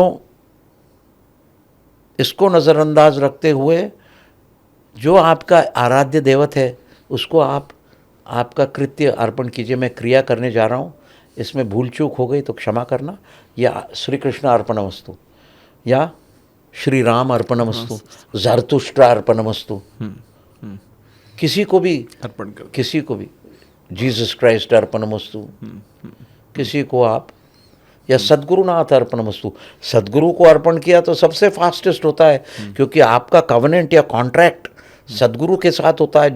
जब आप गंडाबंद शागिर्द बनते हैं, जब वो गंडा बांधता है और कान में मंत्र फूंकता है, तो आपकी नदी और उसकी नदी साथ बहती है परमात्मा के पास, श्रोतापति हो जाते हैं आप। वाह वाह। हाँ, तो गुरु को अर्पण करके आप करो तो आपको जरूर यश मिलेगा। वाह, बहुत ही खूबसूरत, बहुत ही खूबसूरत। योगीराज जी, अब तक जो भी समझा, मुझे ऐसा लग रहा है कि साक्षात वो मैं एक एनर्जी एक्सचेंज को भी महसूस कर पा रहा हूँ, और उसके साथ साथ मेरे को ऐसा लग रहा है कि इस लेवल पर अब तक हमने बहुत सारे पॉडकास्ट किए आज तक, इस अंडरस्टैंडिंग के साथ अध्यात्म के पास, योग के आसपास पहली बार ये इस लेवल पर एक पॉडकास्ट हम डिस्कशन हो रहा है। और मैं I am sure about it, जितने भी लोग ये देख पा रहे होंगे वो भी इस एनर्जी जो आज योगीराज जी, गुरुनाथ जी से हमें मिल रही है, वो सब लोग एहसास भी कर पा रहे होंगे। यहाँ पर मेरा एक और सवाल यहाँ पर ये आता है कि जब हम योग के बारे में बात करें, क्या योग में भी कुछ डिफरेंट लेवल या डिफरेंट अवस्थाएं होती हैं जिस तक पहुंचा जा सकता है? मतलब एक कोई लैडर है? वो ऐसा है, योग में तो अवस्थाएं वही होती हैं। आप शायद पूछना चाह रहे हैं कि जो व्यक्ति, जो योगी साधक योग अभ्यास करते हैं, हाँ हाँ हाँ, उनकी जो अवस्थाएं हाँ, बढ़ती चली जाती हैं या एक्सपैंड, उनका स्टेटस या अवस्था, ओहदा बढ़ते चला जाता है। बढ़ता चला जाता है, करेक्ट। क्योंकि योग की जो अवस्था है वो अष्टांग योग है, यम नियम, आसन, प्राणायाम, प्रत्याहार, धारणा, ध्यान और समाधि। तो ये तो योग की स्थिति है, अष्टांग योग की अवस्थाएं, ये भी अवस्थाएं हैं। देखो, हायर हायर प्रोटोकॉल है। तो वैसे ही जो व्यक्ति प्रैक्टिस करता है योग साधना, उसका भी प्रोटोकॉल और स्टेटस होता है। उसकी भी चढ़ती अवस्थाएं होती हैं, उसके पायदान होते हैं। ओके। तो मैं शुरू करता हूं, अपने शास्त्रों में ये दिया गया है, लोग भूल गए हैं, मगर योग बहुत ऑर्गेनाइज्ड है अंदर से। लोग कोई ये नहीं करते। तो पहली जो स्थिति है, वो स्थिति जब हम योग साधना में प्रवेश करते हैं, योग को प्राप्त नहीं किया, उसके साधना में जब हम प्रवेश करते हैं, तो पहली जो अवस्था होती है, जब चेला गुरु से गंडा बनता है, तो वो गंडाबंद शागिर्द कहलाता है। तो फर्स्ट स्टेज को कहते हैं द्विज। द्विज is the first degree of initiation. ये इसकी पहली पैदान है। द्विज के मायने ये हैं कि जिसका पुनर्जन्म हुआ हो। तो जो अनुग्रह लेता है, उसका पहला जन्म होता है। बच्चों को भी हम सिखाते हैं, भारतवर्ष में बच्चे भी सीखते हैं, तो उनका पहला अनुग्रह होता है गायत्री मंत्र से। अब ये जो गायत्री मंत्र जो है, ये हर एक बच्चे और बालक को घर घर पे सिखाया जाता है। तो तब वो द्विज कहलाता है, द ट्वाइस बॉर्न, दोबारा जिसका जन्म हुआ हो। क्योंकि माँ के पेट से जब वो निकलता है तो वो विप्र कहलाता है। ऐसा ये बात नहीं है कि कुछ ऊंच नीच है, वो तो एक स्टेटस है, अवस्था है, ऑर्डिनरी बीइंग है। फिर वो द्विज होता है। अब वो द्विज जो है, ये दैनिक दिनचर्या में अपना गायत्री मंत्र कहता है या अपने श्लोक कहता है, जो कुछ भी उनके माता पिता जो पहले गुरु हैं उनके कहने अनुसार वो ये करता है। बिल्कुल सही। फिर उसके बाद जैसे उसकी साधना बढ़ती जाती है, वो अभ्यास करता है, पाठशाला जाता है, स्कूल को जाता है, लिखता पढ़ता है, वो भी अभ्यास है द्विज का। उसके बाद जब उसकी स्थिति बढ़ती है, तो सेकंड स्टेज ऑफ इनिशिएशन जो है, दूसरी पैदान, उसका नाम है कुटीचक। कुटी चक्र। अच्छा, ये हिमालयन इनिशिएशंस है। ये सादे लोगों को गायत्री तो हर घर घर में देते हैं, मगर ये हिमालय के इनिशिएशंस हैं। They are known as the great initiations. Okay. ये हर एक कोई इंसान इस रास्ते से जाता नहीं है। ये गिने चुने लोग ये जाते हैं। जैसे हमारे इसमें योग अवतार लाहिरी महाशय थे, और महासिद्ध पुरुष त्रैलिंग स्वामी थे। ओके। त्रैलिंग स्वामी सिद्ध थे, लाहिरी बाबा अवतार थे। तो ये अलग अलग अवस्थाएं हैं। तो उसके बाद कुटीचक की अवस्था आती है, जहाँ ये योगी एकांत में वन के जाके वानप्रस्थ आश्रम की स्थिति निर्माण करता है और एकांत में अपना अभ्यास करता है। Far from the maddening crowd he focus his mind on the study of his mind. अपने ही चित्त को चित्त से अभ्यास करता है, अपने चित्त को, अहंकार को अपने बुद्धि से लड़ाता है। ओके। और बुद्धि अहंकार से लड़ाते लड़ाते अहंकार की शुद्धिकरण करता है। ये सेकंड डिग्री ऑफ अवस्था ऑफ इनिशिएशन है। इसको कहते हैं अभ्यास, सतत अभ्यास। क्योंकि पहली स्टेज जब वो द्विज होता है, उसका डिसिप्लिन होता है, वो तप कर लेता है, सेल्फ डायरेक्टेड डिसिप्लिन। तप हमेशा के लिए रहता है, थ्रू आउट द इनिशिएशन। जितने अनुग्रह हैं सब दीक्षाओं में रहता है तप। That is self directed austerities, तप, यम नियम।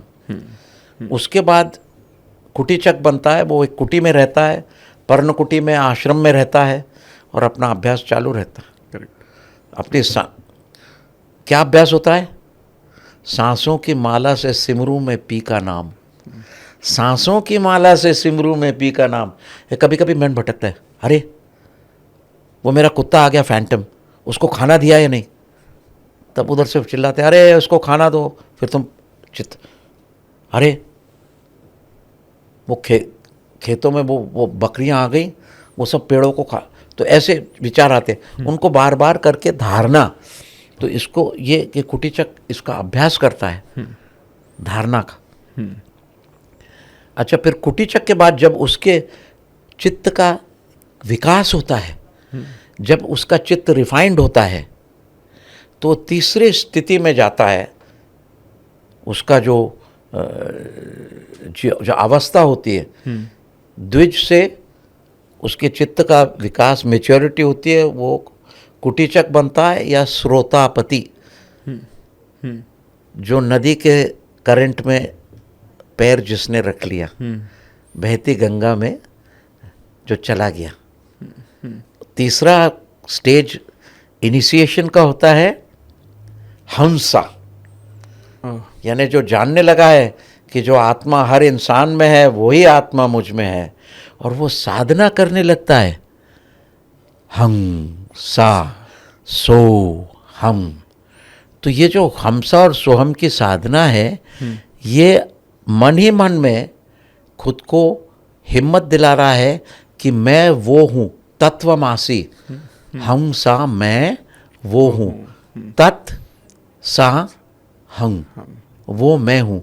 यानी मैं और ईश्वर एक हूँ, जीवात्मा और परमात्मा एक होता है। ये शरीर नश्वर है, तो ये साधना शुरू करता है। अब उसका जो चित्त है और पवित्र होते जाता है। ये देखो, ये चित्त वृत्ति का निरोध क्या अभ्यास है। इसमें चित्त पवित्र होते जाता है। पवित्र यानी क्या? अपने चित्त में काय का बना है, अपने चित्त बुद्धि मसाला क्या है? उसमें तमोगुण, रजोगुण और सत्वगुण, इससे भरा है। तमोगुण से चित्त भरा है तो गुस्सा आएगा, लेजीनेस हो जाएगा, 12-12 बजे तक सोएगा, गली का खाना खाएगा, बीमार पड़ जाएगा। तो ये तमोगुण है। रजोगुण है, जल्दी उठेगा, मेहनत करेगा, नाम कमाएगा, मैं ये हूँ, मेरा डंका सब दूर बज रहा है, सारे नगर हवेली में मेरा डंका है। तो ये ईगो होता है, रजोगुण। और तीसरा जो गुण होता है वो सत्वगुण होता है। तो अब ये सत्वगुण जो है, it is predominant with electrons, परमाणु से। इलेक्ट्रॉनिक परमाणु। रजोगुण में होता है प्रीडोमिनेंस प्रोटॉन का, और तमोगुण में प्रोटॉन होता है परमाणु रजोगुण, सत्वगुण इलेक्ट्रॉन, रजोगुण प्रोटॉन और तमोगुण न्यूट्रॉन। Okay. तो ये ऐसे डिवाइड किया है। तो जैसे जैसे आपका सत्वगुण बढ़ते जाता है और तमोगुण कम होते जाता है, आपका चित्त शुद्ध होते जाता है, पवित्र होते जाता है। इसको कहते हैं सतत अभ्यास। और ये क्रिया योग करने से, अकर्म करने से, क्रिया योग करने से चित्त की शुद्धि होती है। और जितना चित्त शुद्ध होता है वो विकसित होता है। तो जिसके चित्त में ज़्यादा सत्वगुण होता है और कम तमोगुण, तो वो पवित्र होता है। तो वो श्रोतापति कुटीचक से हंस बन जाता है और पवित्र करता है, और वो समाधि स्थिति में जाता है। तमोगुण पूरा हट जाता है तो वो हंस से परमहंस हो जाता है। तो ये चौथी अवस्था है। तो ऐसे अध्यात्म में ऋषि मुनि और ये लोग योगी घूमते हैं, तो कहीं में हंस होता है, उसके ऊपर की अवस्था है परमहंस की। परमहंस के ऊपर की अवस्था जब चित्त शुद्धि और हो जाती है, सिद्ध होता है 5वें डिग्री का। तो हम 5वें डिग्री के अनुग्रह में, ये अनुग्रह से होता है, दीक्षा देने से गुरु भी करता है, सतत अभ्यास पे। तो हर एक एग्जामिनेशन होता है। ये एग्जामिनेशन होता है अनुग्रह गुरु का। सिर्फ कान में फूकना नहीं है, एडवांस जो क्रिया होती है, जो अनुग्रह होता है, जिसको दीक्षा बोलते हैं, वो अभिनव गुप्त ने लिखा है कि जब सद्गुरु अपना चैतन्य प्राण शिष्यों के श्वास में डाल के उनकी सांस अपने प्राणों से चलाए, तो वो एडवांस्ड अनुग्रह होता है। वाह वाह वाह। और वो आपसे मैं हाथ जोड़ के कह रहा हूँ कि मेरे हर सत्संग में मैं ये अनुग्रह देता हूँ। मैं एक हुंकार की आवाज़ करके, सब जो लोग बैठे हैं, बाबा जी की कृपा से उनकी सबकी सांसें चलने लगती हैं। और ये जो लोग यहाँ बैठे हैं साक्षी, ये साक्ष्य हैं, इनको अनुभूति हुई है। तो there are no skeletons in my cupboard. सादा आदमी हूँ मैं, जब करता हूँ दिखा देता हूँ।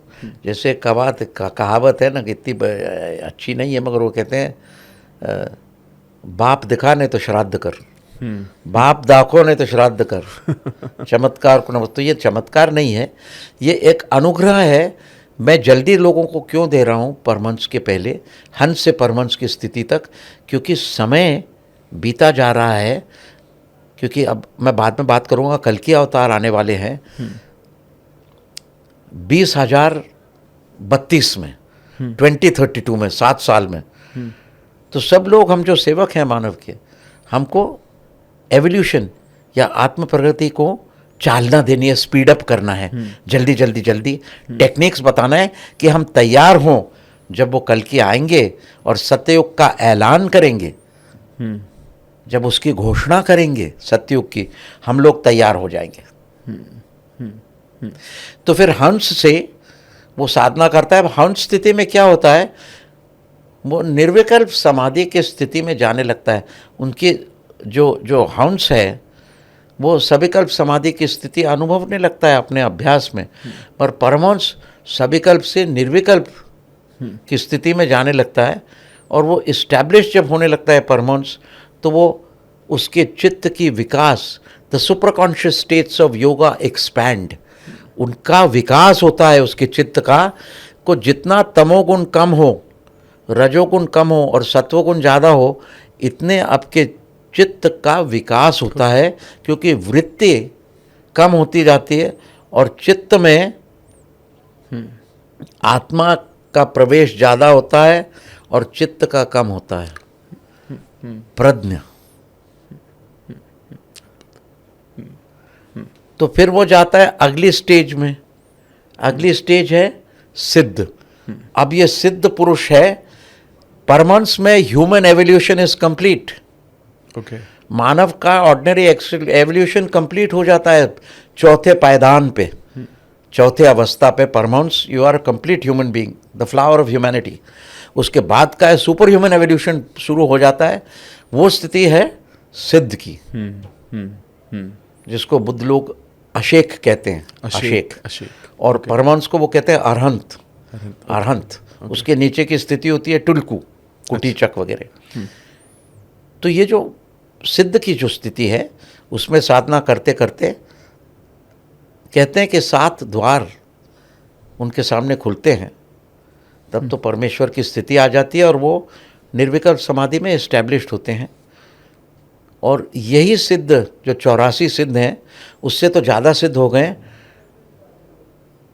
इनको ही कहा गया है कि ये मानव की रक्षा जो करते हैं, एक बड़ी दीवार सी खड़ी की है रक्षा की, जो इंसान बहुत बड़े कॉस्मिक फोर्सेस या पावर आ रही हैं, जिससे एक क्षण में हमारी पृथ्वी या मानव जाति फूक सकती है या एक्सटिंक्ट हो सकती है।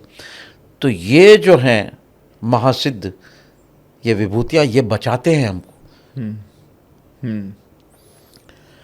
And they are called the guardian wall of humanity. मेरे यूट्यूब में जो मैंने किया है earth peace through self peace, जिसको आपको मैं विनंती करता हूँ कि आप सब लोग मेंबर बन जाइए। उसका न अड़का है, न लत्ता है, न पैसा है, न किड़का है, फ्री एंट्री है। क्योंकि वर्ल्ड में वर्ल्ड वॉर सिचुएशन है, टेररिज्म है, अर्थ पीस मेडिटेशन करना चाहिए। इसलिए ये मैंने मेरे वेबसाइट पे फ्री में लगाया है। लोगों को फ्री का बड़ा शौक है, तो मैंने क्या, ले लो फ्री, मगर करो हर दिन। तो अब ये जो स्थिति है सिद्ध की जो स्थिति है, ये 7 स्थितियों में होता है कि आप साइंटिफिक फील्ड में चले जाके उन लोगों को आशीर्वाद दीजिए, आप संगीत के क्षेत्र में जाके उनको ये दीजिए, आप आर्ट्स एंड कला के फोटोग्राफी के क्षेत्र में जाके आप उनको ये दीजिए। एक बच्चा आ रहा है, उसका नाम है दादा साहब फाल्के, तो दादा साहब को जाके हेल्प कीजिए। तो ये जो शक्तियाँ हैं, ये उसके ब्रेन में वाइब्रेशन देती हैं। इसलिए क्रिया योग करना चाहिए कि तुम्हारी हायर शक्तियाँ जो है, जो तुम्हारे भी बाप हैं, वो तुमको इंस्पायर करते हैं। देन फिर अब बन जाता है स्पीलबर्ग, लीला बंसाली, दादा साहब फाल्के। तो ये बड़े बड़े लोग जो बनते हैं इस एरिया में, ये उनकी कृपा की रेडियंस है। मगर ये कृपा लेने की एक तरीका है, क्रिया योग करो और आह्वान करो कि प्रभु मुझे गाइड करो, मैं कुछ नहीं हूँ। ईगो को बाहर रखो, प्रभु मैं कुछ नहीं हूँ, मुझे गाइड करो। फिर ये जो पावर्स है, एक साइंटिफिक फील्ड में, एक म्यूज़िक के फील्ड में, एक डिस्कवरी के फील्ड में है, तो ये 7 ये जो लोग हैं, ये सब अपने एरियाज ले लेते हैं।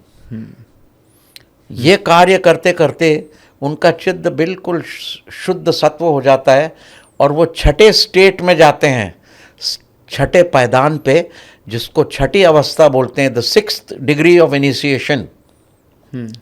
उसको बोलते हैं बोधिसत्व, या अपने इसमें कहते हैं अवधूत, जिसने सारे संसार की इच्छा या माया को कट कर दिया हो और अकेला खड़ा है तूफान और आंधी में, अकेला, बस कुछ नहीं। ये स्थिति अवधूत की होती है। अवधूत की स्थिति में, अभी जैसे सिद्ध के स्थिति में महासिद्ध त्रैलिंग स्वामी थे, परमहंस की स्थिति में रामकृष्ण परमहंस थे और योगानंद परमहंस थे। मैं बता रहा हूँ कि कितना ऑर्गेनाइज्ड है अपना योग। लोग, विदेशी लोग कहते हैं अरे it is not organised, it is haphazard. नहीं, ये जानते नहीं। कोई भी साधु बनता है, कोई भी सिद्ध बनता है, कोई भी नागा बनता है, कोई भी नाथ, ऐसा नहीं है। It is very organised, step by step progression, degree by degree इनिशिएशंस।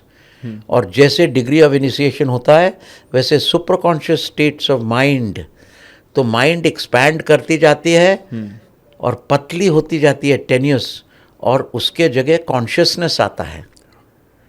तो बुद्धि कम और कम होते चली जाती है और आत्मा उसकी जगह लेता है। तो उसको कहते हैं विभूति अवधूत, 6th डिग्री, छठे पायदान पे, अवस्था पे। अब इसको तो कुछ नहीं है, लेना देना नहीं है, दुनिया में सेवा करते बैठते हैं, उनके होने से ही बहुत से लोगों के काम हो जाते हैं। मगर 6 डिग्री ऑफ इनिशिएशन भी इसमें एक और दिए। 6 डिग्री ऑफ इनिशिएशन में जैसे त्रैरंग स्वामी 5th से 6 चले गए, रामकृष्ण भी परमहंस से सिद्ध हो गए, तो इनकी एवोल्यूशन होती जाती है। अब 6 डिग्री में बहुत से लोग थे, अब ये हमारे गजानन महाराज हैं इसमें, तो वो अवतारिक स्थिति में जा सकते हैं, इतनी उच्च स्थिति है। फिर 7th डिग्री आती है जिसको बोलते हैं अवतार। अच्छा। 7वीं स्थिति या अवस्था यह अवतार है।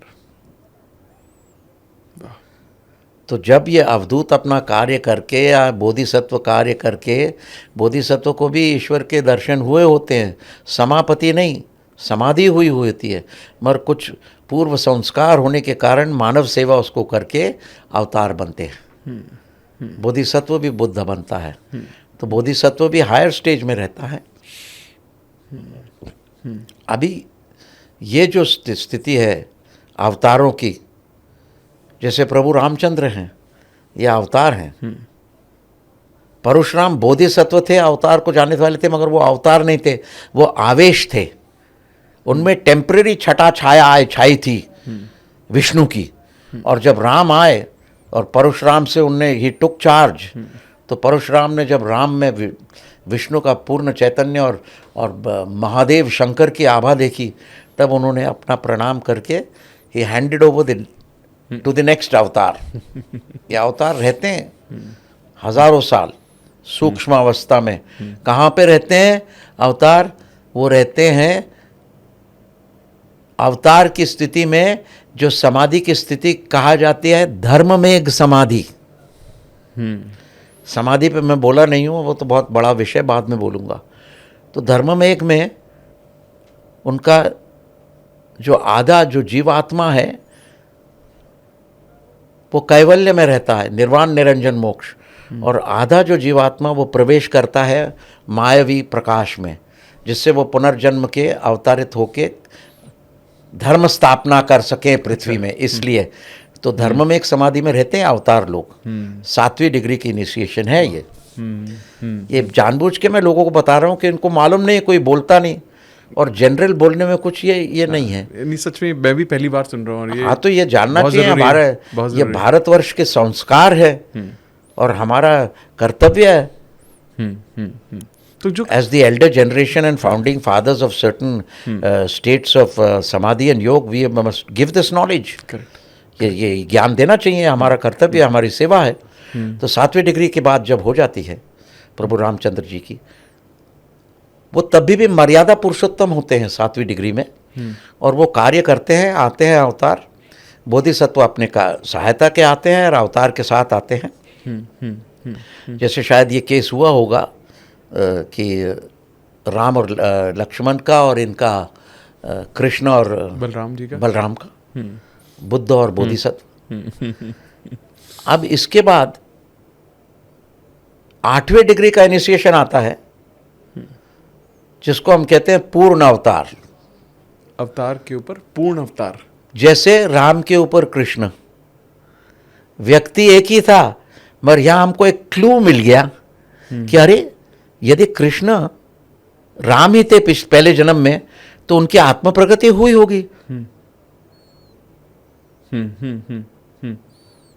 क्योंकि ये अवतार के पूर्ण अवतार बन गए, यानी एक्सपेंशन ऑफ अवेयरनेस। ये इसी से तो इंसाइटफुली और गहराई में अभ्यास करो तो ये सब मालूम पड़ता है कि प्रगति होती है, और फिर कृष्ण भी नारायण में विलीन हो जाएंगे, और नारायण महाविष्णु में विलीन हो जाएंगे, और महाविष्णु परब्रह्म या परम शिवा में।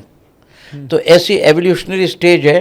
तो इसके बाद अवतार के बाद पूर्ण अवतार हो जाता है। जैसे कृष्ण है, बुद्ध पूर्ण अवतार की स्थिति में गए। अब ये 7वें स्थिति में जो कल्कि अवतार आएंगे 7 डिग्री, वो कार्य करके 8 डिग्री में चले जाएंगे। यानी बुद्ध, ही इज द कल्कि avatar is also known as Maitreya Buddha. Maitreya Buddha. इनके बाद थोड़ा और बताना, क्योंकि लोगों को अब अपन दूसरे टॉपिक में जा रहे हैं, मगर ये कंप्लीट करके चलिए। हाँ, ठीक है, इसके बाद हम हाँ। सो ये जो 7th degree initiation, it's an education. ये एजुकेशन दिया नहीं जाता बच्चों को स्कूल में। और ये अभी अपनी अपनी माएँ अभी बच्चों को बताएंगी तो इनकी अपना भारतवर्ष कितना स्वाभिमानी और कितना ग्रैंड रिलीजन है, कहीं नहीं बताया गया। और हर बार मैं कोशिश करता हूँ 8 डिग्रीज ये अजा पुरुष हैं, अजर अमर हैं, अनुपादुका हैं। जब कोई कहता है उनसे कि मर गए, वो दूसरे स्थान पे आके वो जिंदा हैं। तो उनका ना जन्म होता है न मृत्यु होती है, वो अजा पुरुष हैं। इसके बाद जाती है एक और स्थिति, वो अनुग्रह की है, वो निरंजन निराकार स्थिति है। उसका कोई अनुग्रह नहीं या उसके कोई दीक्षा नहीं होती, वो स्वयं अपने स्वरूप से वो दीक्षा लेते हैं। अपने सूर्य भी 8वें की दीक्षा में आते हैं।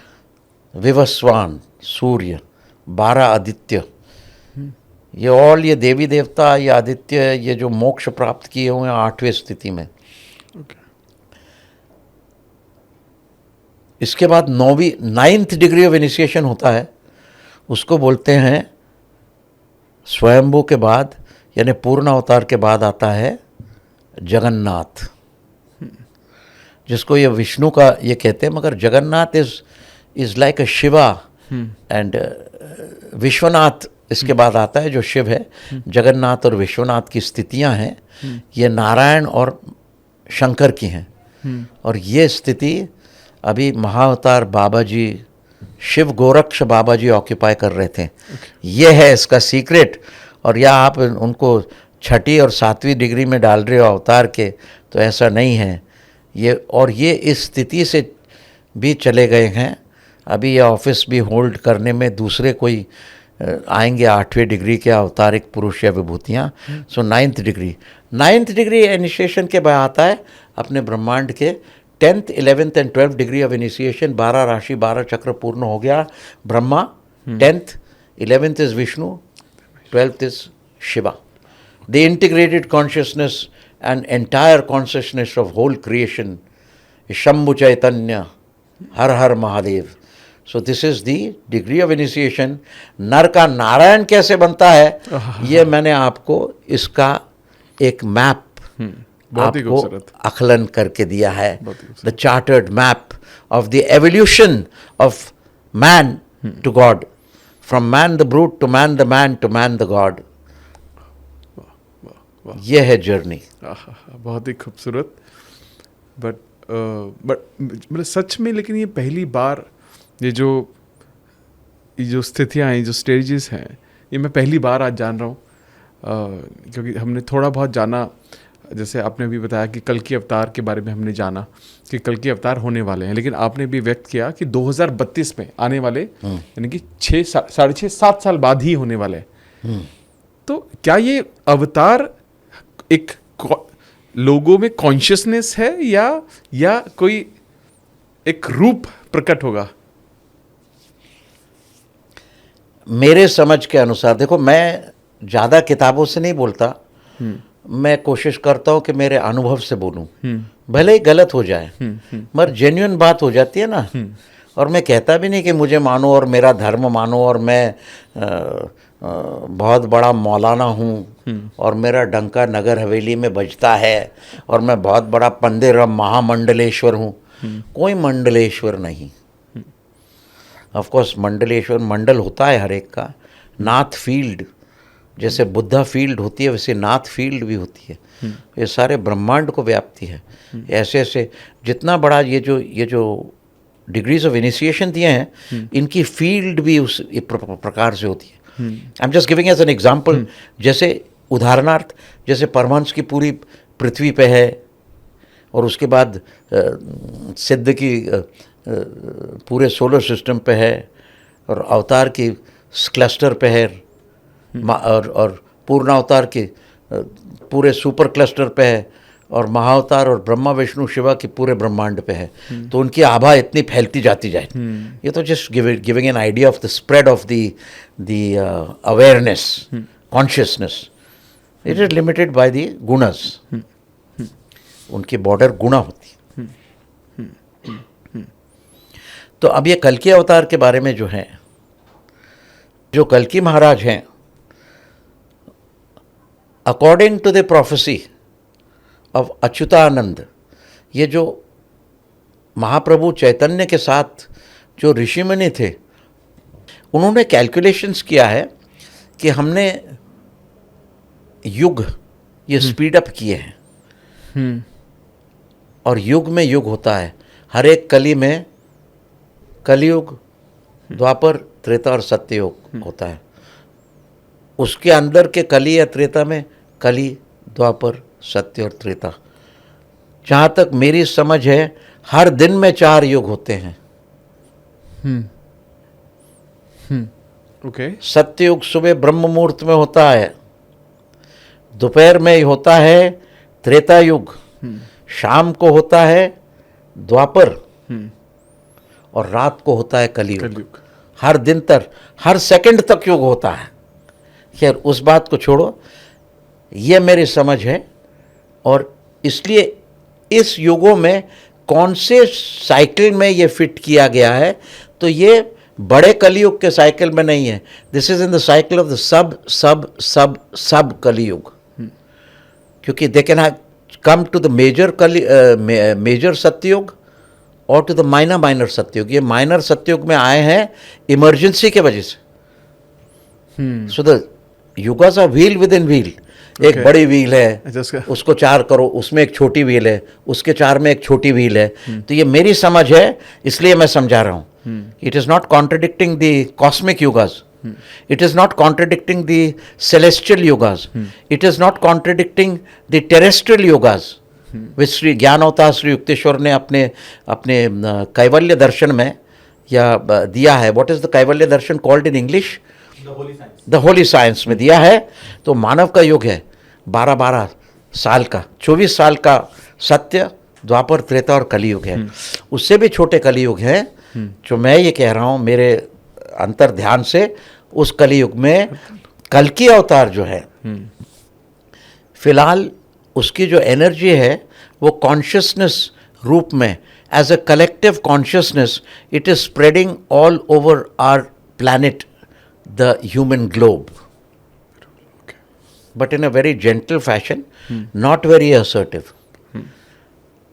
इन द नेक्स्ट 7 years, अगले 7 साल में ये कल्कि जो पैदा हुआ है, ये इस शक्ति को आकलन करते करते कलेक्टिव कॉन्शियसनेस से अपने इंडिविजुअल कॉन्शियसनेस में भी लाएगा, और फिर प्रोजेक्ट कलेक्टिव कॉन्शियसनेस पे करेगा। सो द कल्कि will be an individual person and collective consciousness, जिसको के साथ साथ हम लोग भी, योगी और सद्गुरु जो हैं, वो उनको काम और सहायता करेंगे, उनके साथ काम करेंगे कल्कि के साथ। तो अभी कल्कि होगा 14-15 साल का। वो जन्मा हुआ है और संबलपुर में है। 2 संबलपुर हैं, एक तो उड़ीसा में है, दूसरा संबलपुर उत्तर प्रदेश में है, यूपी में है संबल। 2032 में ये कल्कि प्रकट होगा, ऑलरेडी है मगर शक्ति के साथ, और फिर वो डिक्लेयर करेगा द बिगिनिंग ऑफ सत्ययुग। तो वॉर्स तो रहते ही, they will be trailing off, but shimmering हो जाएंगी, और फिर सब पॉजिटिव होने लगेगा। और ये संबलपुर और संबल दोनों स्थान, इसमें दोनों जगह महत्व लेंगे। पर एक विशेष बात है कि संबल जो यूपी का है, वो बराबर बीच में है, 2 गंगाओं के बीच में है।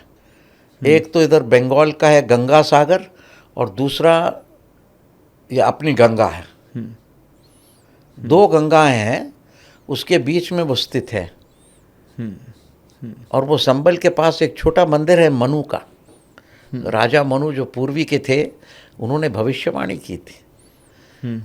तो अब ये जो संबल अवतार आएंगे, ये अपने शक्ति से, या अपने सब मॉडर्न इक्विपमेंट्स जो हैं, आपके कंप्यूटर हैं, मिसाइल्स हैं, सब यूज़ होंगे। वो अपने पावर से, मानसिक चेतना से वो डायरेक्ट कर सकेंगे। और ये जो स्थिति है inner government of the world, अब inner government of the world, like there is an outer government of the world, there is an inner government of the world. और गार्डियन वॉल ऑफ ह्यूमैनिटी जो है महासिद्ध, वो इनको direct कर रहे हैं, नहीं तो केओस हो सकता है। तो ये जहाँ तक होगी युद्ध और वर्ल्ड वॉर लाइक सिचुएशन, जहाँ तक परमात्मा उसको परमिशन देगा, जहाँ तक कल की परमिशन देगा, फिर वो कहेगा बस सब। तो ये हमें महसूस हो रहा है। इसलिए मैं भी शिव गोरक्ष के आदेश के अनुसार मैंने एक बहुत बड़ा वेबसाइट किया है मेरे यूट्यूब पे, earth peace through self peace meditation to help the कैल्की इन हिज वर्क। हालांकि ऐसा नहीं है कि इमीडिएट रिजल्ट्स मिले, क्योंकि in the thick of warfare, hatred, terrorism, ये जो आतंकवादी है और ये जो सब युद्ध चल रहा है, इसके बीच में हम विश्व शांति का ध्यान कर रहे हैं, तो कुछ तो सहायता मिलेगी। न मिले शांति का ध्यान करना हमारा धर्म है। इसलिए मैंने अपने YouTube वेबसाइट पे मैंने अर्थ पीस टू सेल्फ पीस का मेडिटेशन किया, और सब लोग आप ज्वाइन हो सकते हैं। इसको कोई फीस नहीं है, न रात है न दिन है, ज्वाइन करो, और वो देखने से भी आप विश्व शांति का प्रसार कर रहे होंगे। उसका लिंक हम डिस्क्रिप्शन में भी डाल देंगे इस वीडियो के, है ना? हाँ, ये अच्छा है हाँ। कार्य के लिए। तो अब ये कल्कि को ये बहुत ज़रूरी चीज़ है कि हमारा काम क्या है। लोग पूछते हैं आपका काम है क्रिया योग करना, आपकी साधना करना, और आपको मैंने विश्व शांति का एक काम दिया हुआ है, earth peace through self peace meditation. ओमकार के आकार से आप मेडिटेशन कीजिए कि गुरुनाथ जब कल्कि आएंगे 2032 में, हम पहचानेंगे कैसे उसको? हाँ। Gurunath, how will we recognise the कल्कि व्हेन ही कम्स इन 2032? कैसे पहचानेंगे कल्कि को? तो मैंने कहा ये देखो, सदगुरु को पहचानना और कल्कि को पहचानना बहुत समान सा होगा। कोई भी सदगुरु हो, सच्चे सदगुरु हो, तो जब कल्कि आएंगे तो कैसा पहचानेंगे? आप ऐसा पहचानोगे कि उनके मुख पे तेज होगा और नेत्रों में तप की ज्वाला, और भीतर से उनके कुंडली आभा में करती उजाला। तो ये तो फर्स्ट इंप्रेशन होगा, तेजस्वी पुरुष होंगे। अब साइंटिफिकली जाए कैसे पहचानेंगे? जब आप कल्कि को आप देखोगे तो आप पीछे फेंक दिए जाओगे, क्योंकि कल्कि से एक प्रकाश निकल रहा होगा, ट्रांसमिशन। उसका प्रकाश इतना होगा कि आपका सांस ले लेगा, it will leave you breathless. तो उसके जो वाइब्रेशंस हैं, ट्रांसमिशन, इलेक्ट्रॉनिक ट्रांसमिशंस, वो आपको भ्रुकुटी में और छाती पे ये लगेंगे, फेस पे। तो ये ट्रांसमिशंस आपको पीछे धक्का देंगे, अचंबा होगा, विस्मय, अरे अचंबा होगा, ये कौन है? विस्मय नहीं, अचंबा। तो ये जब आपको होगा किसी भी व्यक्ति देख के, ये आधा फॉर्म है कि उसके इलेक्ट्रॉनिक ट्रांसमिशन एक एपेक्स में जाके आपको पीछे ढकलेंगे। साइमल्टेनियसली कल्कि के हृदय से एक वॉटेक्स होगा जो आपको पकड़ के, आपका शर्ट पकड़ के आपको खींचेगा उसकी तरफ। तो एक तरफ से इलेक्ट्रॉनिक पुशबैक होगा, दूसरे तरफ से मैग्नेटिक पुल होगा। तो ये साइमल्टेनियसली हो जाए, ये जो आप अचंबा देखेंगे। जो आदमी विश्वास कम करते हो, जिसकी चित्त शुद्धि हुई नहीं है, उनको कम महसूस होगा। जो सेंसिटिव हैं उनको बराबर ये महसूस होगा।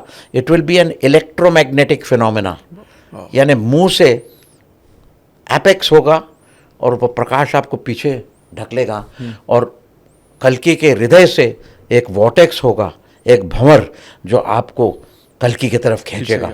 आप अट्रैक्ट हो जाएंगे। जैसे हम लोग भी सादे लोग हैं, मगर आप कहते हैं आप अट्रैक्ट हो रहे हैं, तो ये भंवर ही तो है। बिल्कुल।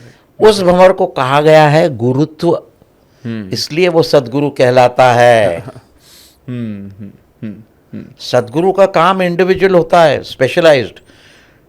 कल्कि का काम जगत का होता है, धर्म स्थापना, परित्राणाय साधुनाम विनाशानाय च दुष्कृताम धर्म संस्थापनार्थाय संभवामि युगे युगे। ये कल्कि का अवतार। और सदगुरु का पर्सनल होता है। तो पर्सनल क्या? तो गुरुत्व आकर्षण से, उसकी गुरुत्व आकर्षण से वो गुरु अट्रैक्ट करता है साधकों को अपने तरफ। आप महसूस कर रहे हैं, अभी हो रहा है वो।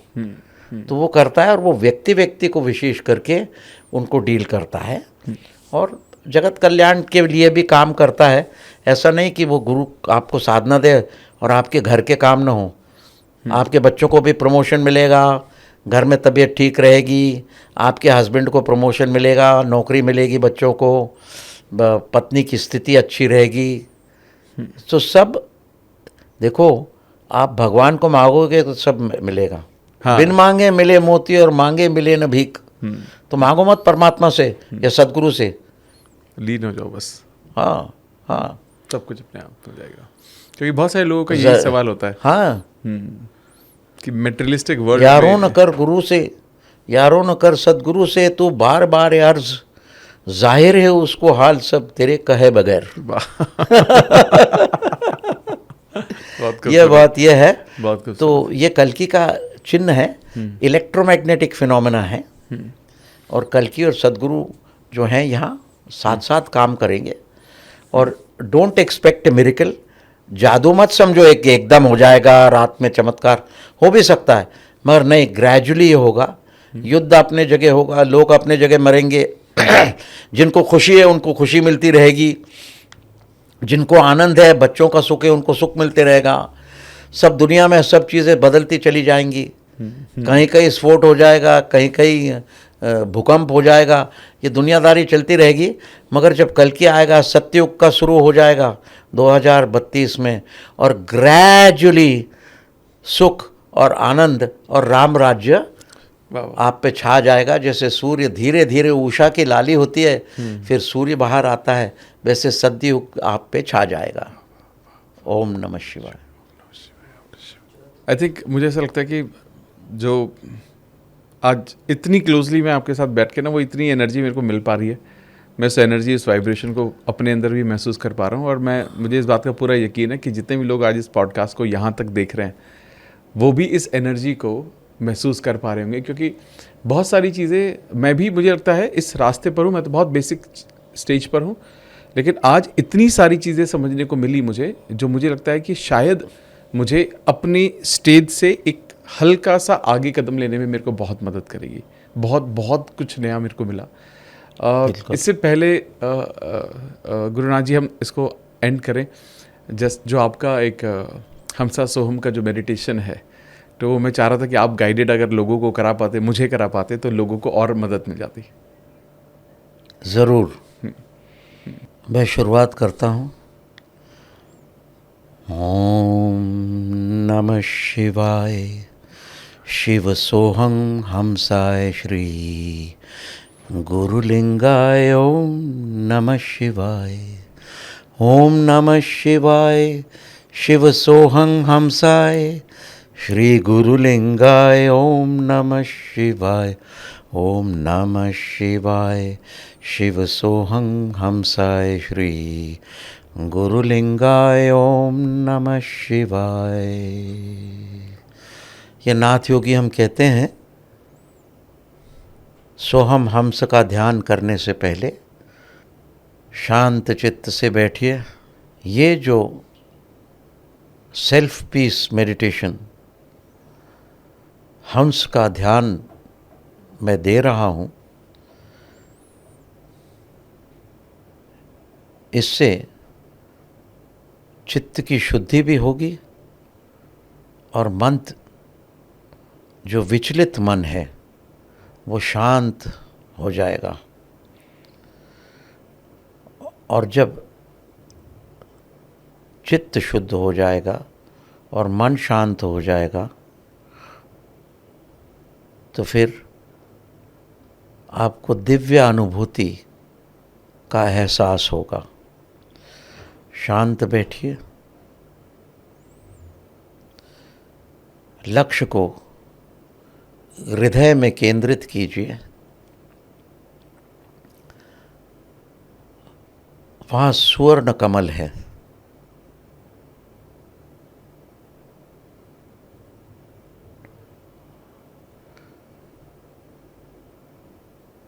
और हम हमेशा कहते हैं कि मैं स्वर्ण कमल हूँ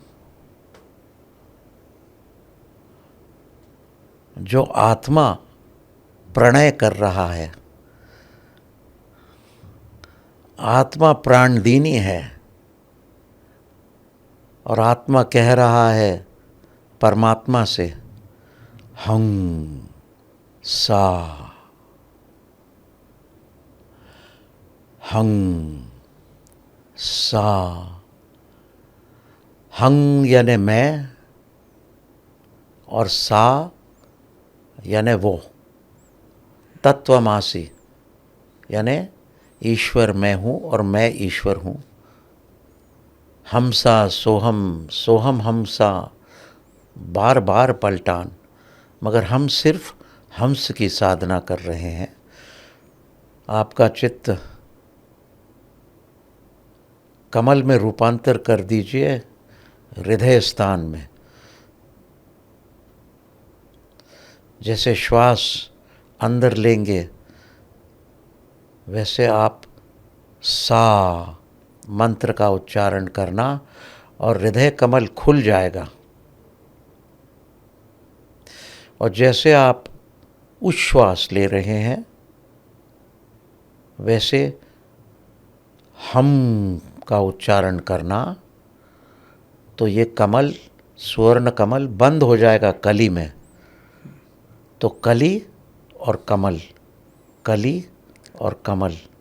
कली बनता है हम मंत्र से और कमल बनता है सा मंत्र से। हंसा के उच्चारण से चित्त की वृत्ति स्थिर हो जाएगी और जो हमसा के बीच में जो शांति है वो आपको आत्मा का प्रतीक देगा। अब शुरू कीजिए। जब अपने आप श्वास, this is the Hamsa of the natural breath.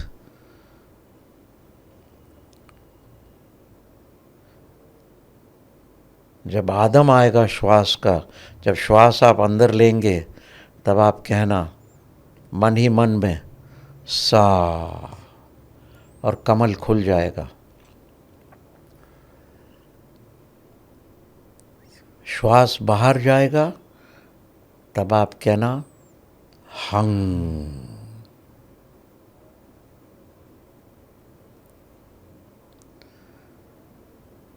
श्वास अंदर लीजिए, सा, कमल खुल जाएगा। श्वास बाहर लीजिए, बंद कीजिए, हंग, कमल कली बन जाएगा। ये सब हृदय स्थान में हो रहा है। सा,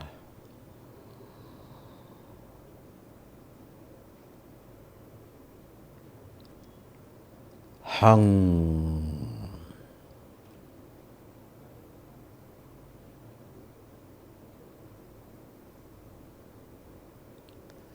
सा,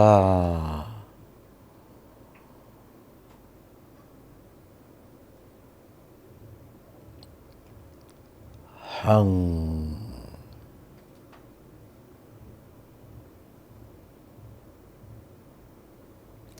सा,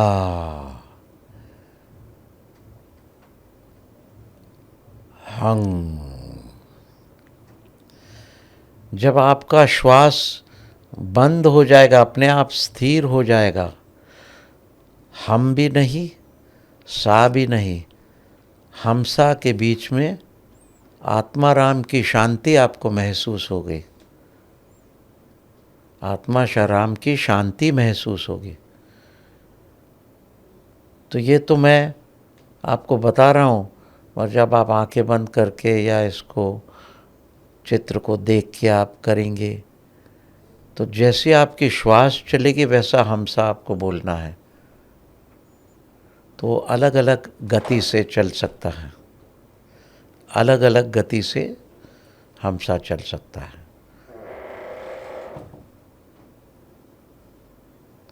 सा, हंग,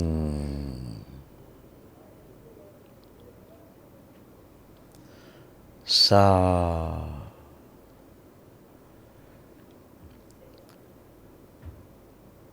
बाहर श्वास हंग,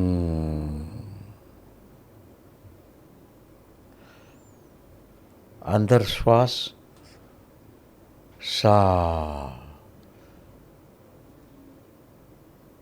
बाहर श्वास पूरक हंग, अंदर श्वास रेचक सा। तो ये पूरक रेचक के खेल में धीरे धीरे आपका श्वास बंद हो जाएगा, क्योंकि आपके हृदय में इतनी ऊर्जा और ऑक्सीजन भर जाएगी कि हृदय भी शांत हो जाएगा, श्वास भी बंद हो जाएगी, और फिर आत्माराम की शांति आपको महसूस होगी।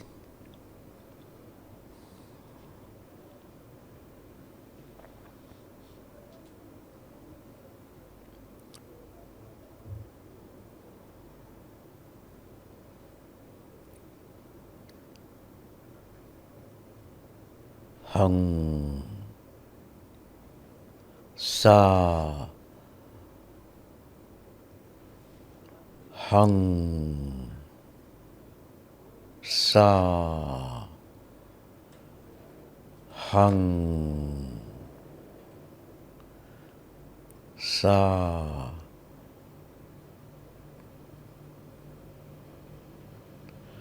हंग।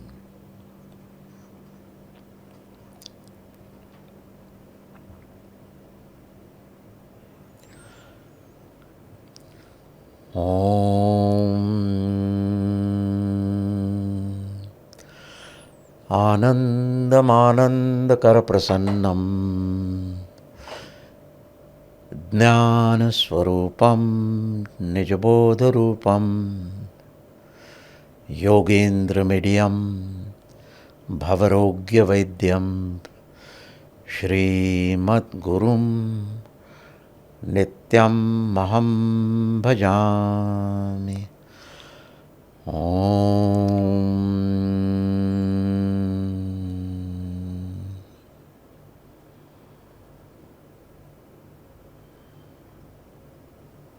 आई थिंक ये पूरा ध्यान बहुत ही खूबसूरत था। मैं बिल्कुल खो गया, स्पेशली जब आपकी आवाज़ में इसको करने का मौका मिला तो मुझे लगा बहुत ही खूबसूरत था। और मुझे ऐसा लगता है कि आज जितने भी लोग आज इस पॉडकास्ट को देख रहे हैं वो इसको प्रैक्टिस भी करेंगे।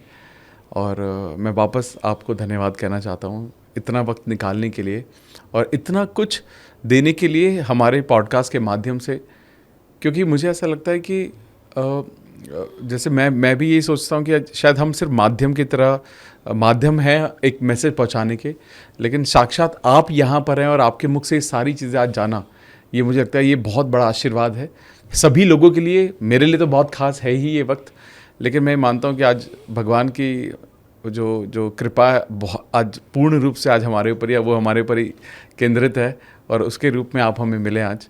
और आई थिंक मैं मेरे पास शब्द नहीं है बोलने के आपकी प्रेजेंस के, लेकिन मैं मानता हूँ कि बहुत सारे लोगों की ज़िंदगी बदलेगी इस पॉडकास्ट को देखने के बाद।